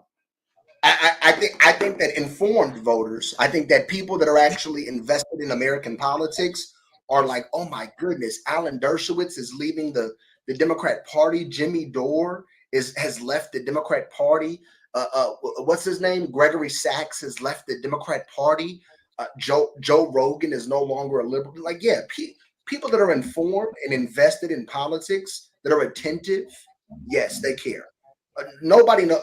If the average American on the street has no idea who Alan Dershowitz is and couldn't care whether he was voting Democrat or not, just like they didn't care when Alan Dershowitz came out and said, yeah, this is the most phony, non-credible, series of charges that are being brought against Trump. This is the weaponization of the justice system, and I want to be able to vote against him. I don't want you guys to try to remove him from the ballot. I don't know. Maybe, you know what it is? Maybe I'm pessimistic and I just truly am concerned about the power of the media. This is what Ben Carson said. Ben Carson literally, he told Tucker, I'm sure you guys have seen the clip. What we're about to watch, he said this about a month and a half ago. What we are about to watch is the power of the media. The media is going to make this woman look like a god. And he just amplified that. He just aided her campaign. I don't think he did. The media has been around. The media has been doing this since 2015. Guys, beyond. They have not stopped. Look at these. Look at the viewers. Look at the viewers. The most viewers on the live stream was on PBS. It's 525,000. Dan Bongino was number 2 at 299,000. He was actually at 310,000. MSNBC 228K, Fox 215K, C-SPAN 201, CNN 199, Stephen Crowder 881,000, Wall Street Journal 152K, Debate News 148, CBS 141. I would probably say all of these are well-informed voters. All of these are. So who is watching this? Well-informed voters. Well-informed. Ain't nobody that's not worried about politics watching this. They think it's boring. And listen, bro. Somebody brought up Las Vegas. I live in Las Vegas. You know what kind of flags I see around? Trump. Okay. I took a picture. Matter of fact, I'm about to send this picture to myself. You can see this RV. Trumped out. I was shocked to see so much support for this dude in this city, this decrepit, evil, sinful city.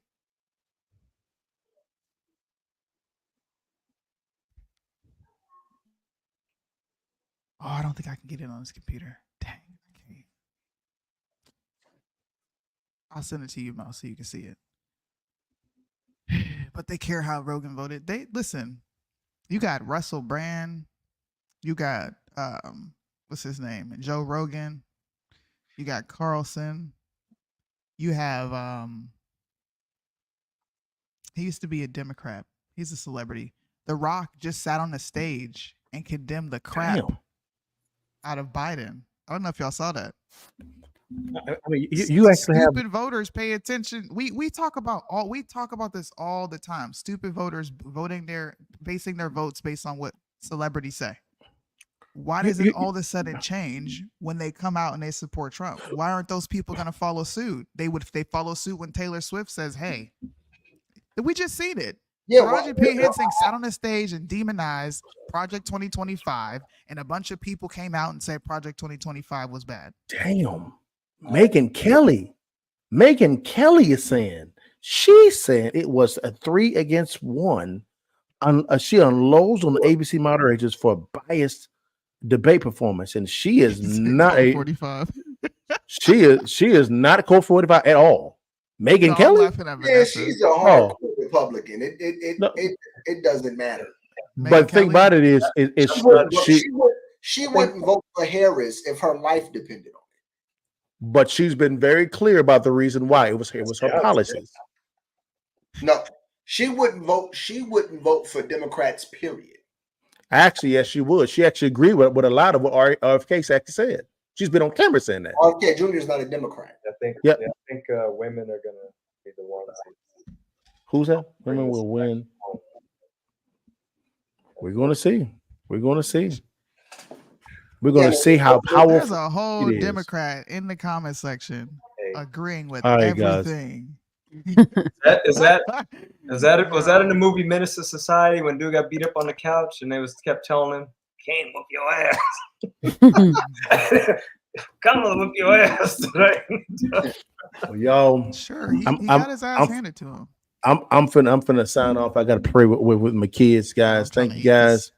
God bless you. And I'm hungry too. I'm hungry as hell. All right, y'all. Y'all have a good one, guys. Have a good night, guys. Bye. you got your ass whooped tonight. That boy got his ass whooped tonight, dog. Sure did. It was a dog walk. That girl Yes, was she good. did. Good. She was real good that night, y'all. See, boy. But all right, y'all. God bless you guys. Bye. Yeah. She's losing limbs, but stop it. Kamala is only winning by small margins in 3 swing states. Trump has the rest of them.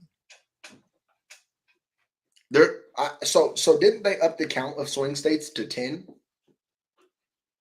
What do you mean? Because I thought there were 7 swing states before, but I could have sworn that I seen something, some source somewhere that There are only 7. Yeah, no, it's Nevada, AZ, Wisconsin, Michigan, Pennsylvania, Georgia, and North Carolina. You say Ohio? Oh, right. There's Ohio. Ohio's a swing state too. No, I think Ohio's been voting red for a while. Ohio's pretty red. Yeah. Arizona. If she was winning by right? 4, the last if she was winning by 4%, if there was a margin of between 4 and 5%, I would be worried.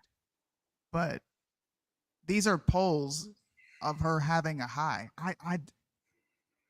To me, this was she appealed to emotions. It frustrated people because Trump didn't have a proper response to anything she was throwing at him. But he remained emotional. But I think her performance was lackluster. But I think that like I don't know. For me, the fact that the woman has even garnered that much support, it lets me know the pedigree, the prevalence of stupidity in our society. The woman she is in close proximity to Donald Trump. She's in some swing states, she's winning. We're talking about a woman that was coronated. She was not even democratically selected. But you're expecting Democrat voters to abandon their party. They're not going to do that. Right. Which shows the prevalence of stupidity in our society. Amongst Democrats. But where does she rank in moderates and independents?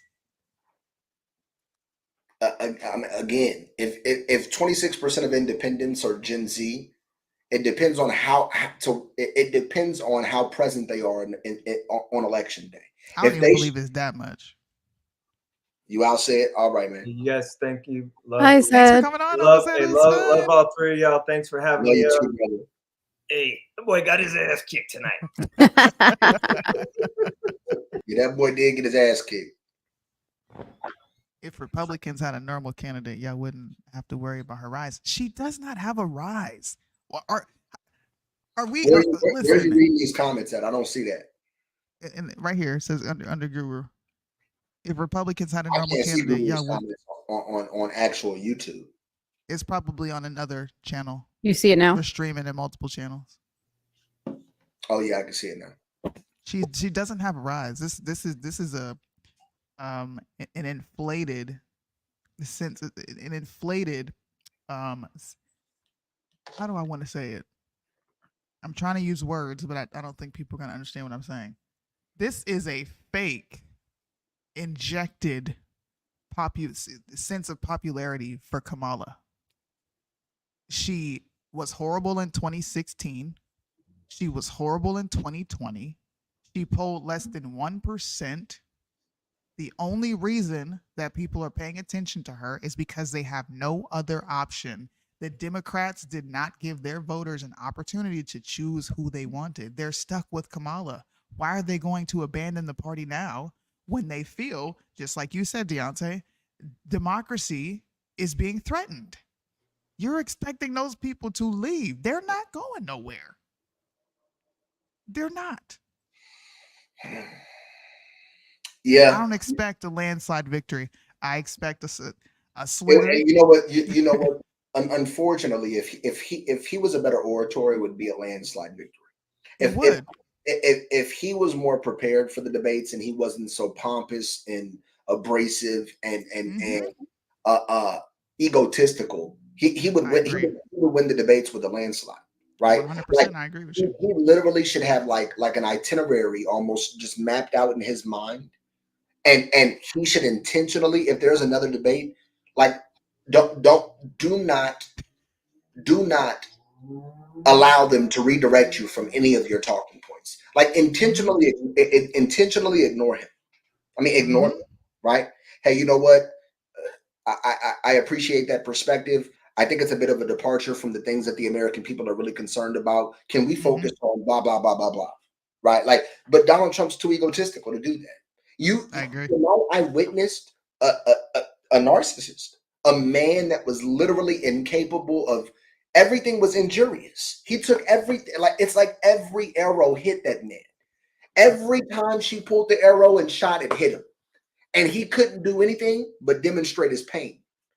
Yeah. He didn't have a poker face. He looked mad. He had that old man angry face.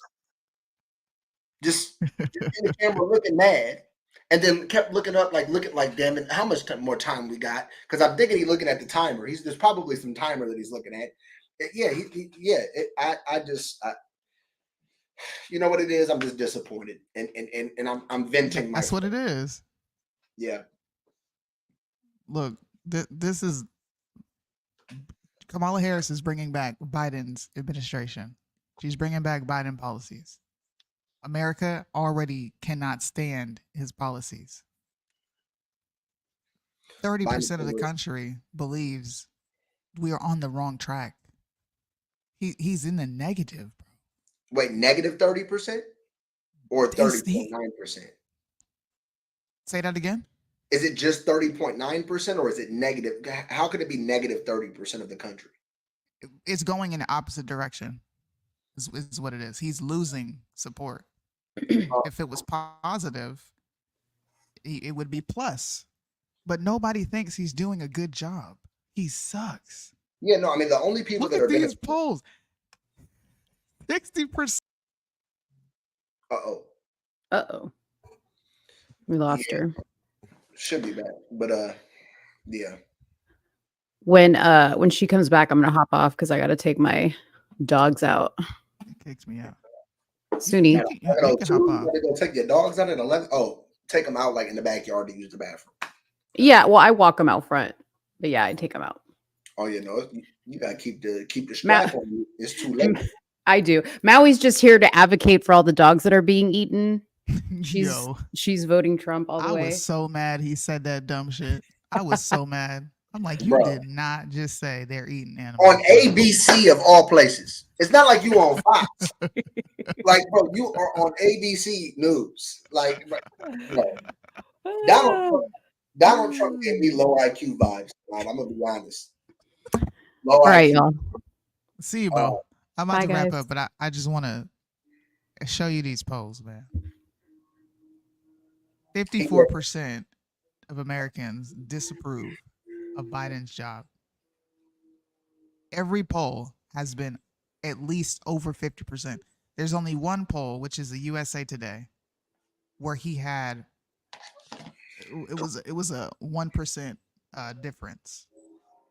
60% believe that the country's going in the wrong direction.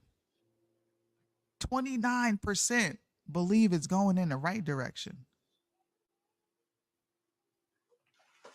I don't think they're going to go out and vote for Kamala. I just don't. I hope you're right. 2016 and 2020. Did you watch her debate? Yeah. I hope you're right. I hope you're right. I'm hoping for the best. I'm preparing for the best and prepare for the worst. Preparing for the worst. That's all we can do, for real. I mean, I'm just saying we're reality frustrated. Yeah, I think Trump's performance. Yeah, I mean, here's the thing: if we have a gridlock Congress, they're not really going to be able to get much passed anyway. I agree. And depending on who now, however, if it's a very close split like we have currently, if the numbers in the House and the Senate pretty much remain identical, but let's say there's a swap of party in one chamber, or let's even just say both chambers flip, so the House becomes Democrat ran and Senate becomes Republican ran. I mean, Walz is going to be able to preside over Senate and be that tie-breaking vote because they've been able to get a lot of their their major omnibus bills, the Inflation Reduction Act and the American Rescue Plan. She's been a tiebreaker. They were able to get those passed, right? Yeah. And the fact that even half of so it was a 50-50 or it's a what is it 50-50 and then she has to come in 50-50 and she 50-50 split. So every Republican voted against it and every Democrat voted for it. Yep. Yeah, they're going to have radical policies for sure. They want to ban assault weapons. She's going to stop fracking. They're going to continue with the same regulatory regime that they have intact now. They're going to intensify regulation. Doomberg is somebody that people should watch. Doomberg it's an anonymous group of consultants in the commodities and energy sector who are very credible and considered some of the best pundits when it comes to commodities and energy. And to pretty much simplify what Doomberg said today in an interview with David Lynn is that if Trump wins, lower inflation, lower prices, higher growth.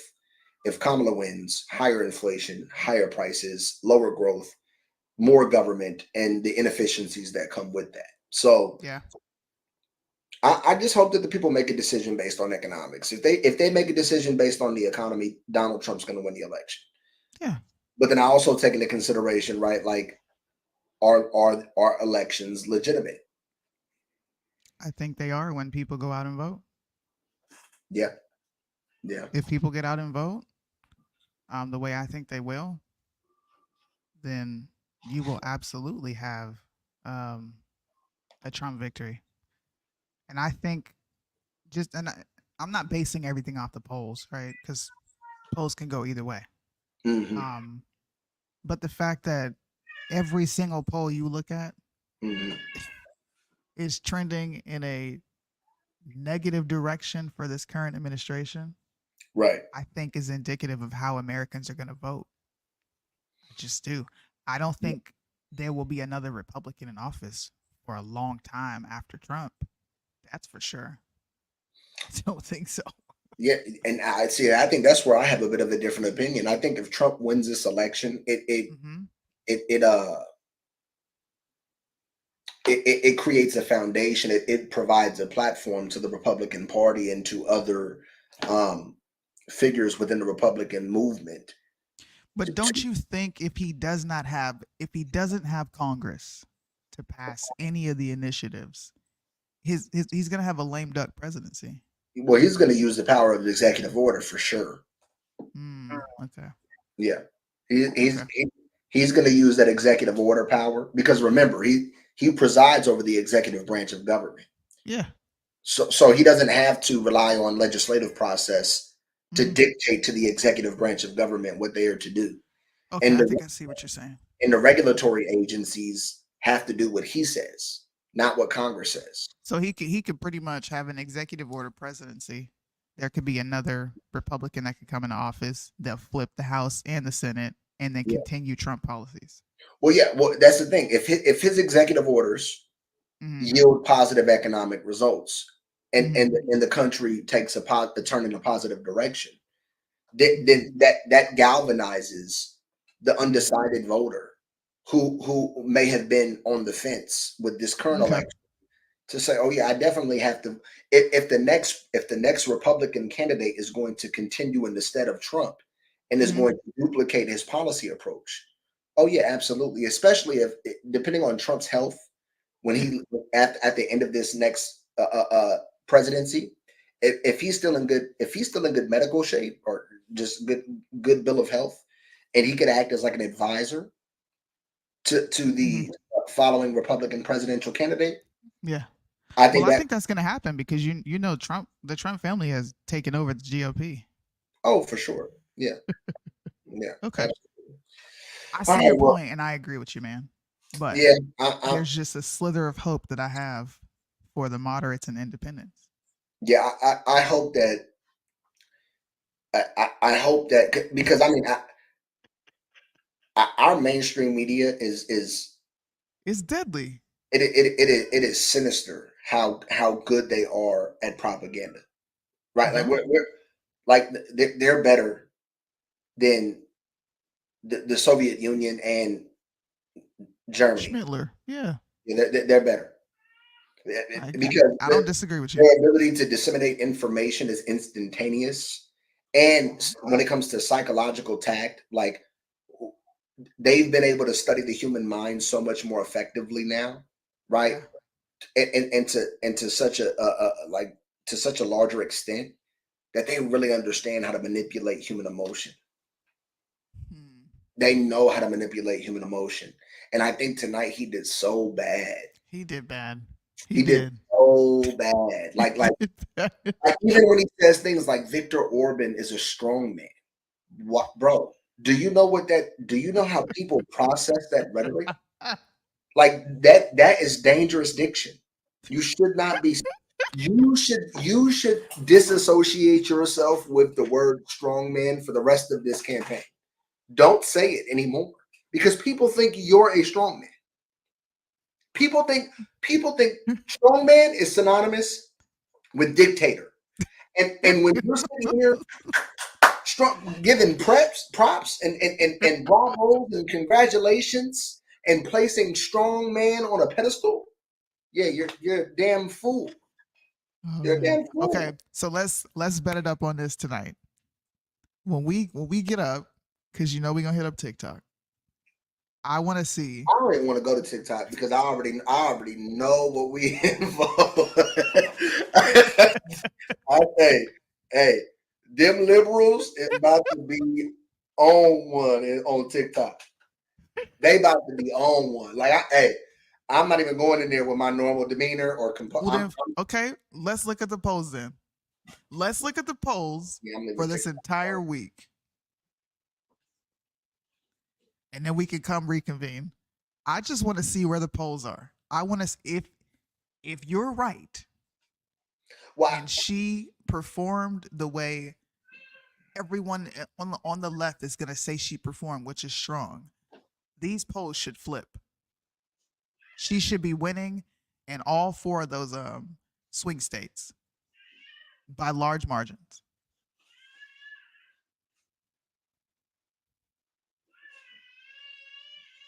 Deontay, you will be good because you're objective. Everybody here is giving an objective opinion. Who said that? Guru. Y'all think it's Mitch? No, that ain't Mitch. That definitely ain't Mitch. We're all being objective. I just have a little more hope. I think Trump he performed like dog shit. She beat him. In the eyes of the average American voter who's emotional, bro. She beat the crap out of him. And see, this is what I'm like Twitter. It's Americans are so politically polarized that I don't expect to get any objective responses or commentary on Twitter. Like the only people that I'm interested in having discussions with are independents, but they are the most politically silent demographic. Yeah. They're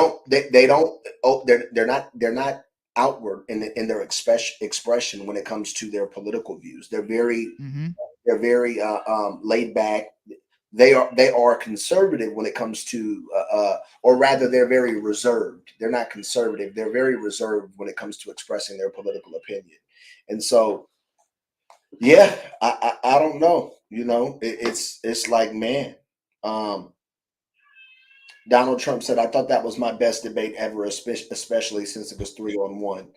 Yeah, like the dude is an egomaniac. And he's egotistical. Oh my God, Trump is a full-blown narcissist. And she exploited that tonight. She did. That was like some real that was some bro. Hey, look. I was wrong. I thought he was gonna come and dog walk her. I was wrong. I can fully admit that. I thought he was gonna beat the brakes off her. I thought he was gonna come in cool. I thought he was gonna talk about his Trump does not know policies. Trump doesn't know how to be magnanimous. Like like you're so fucking petty, bro. You are the former president of the United States. Did you forget that? You are the former president. You're not behaving like a president. You just made everybody in NATO certain about supporting Kamala Harris. You just made all of the liberal elite certain about, like, anybody that was on the fence that is somebody. I think so. We'll see. Not anybody. I'm just gonna watch TV and see what happens. Oh, I'm not watching no TV. Definitely not. I'm gonna watch TikTok and Twitter. I'm gonna watch Twitter and then TikTok and then Instagram. Like I already know when I open up my Instagram in a minute, it's about to be Shade Room, Baller Alert.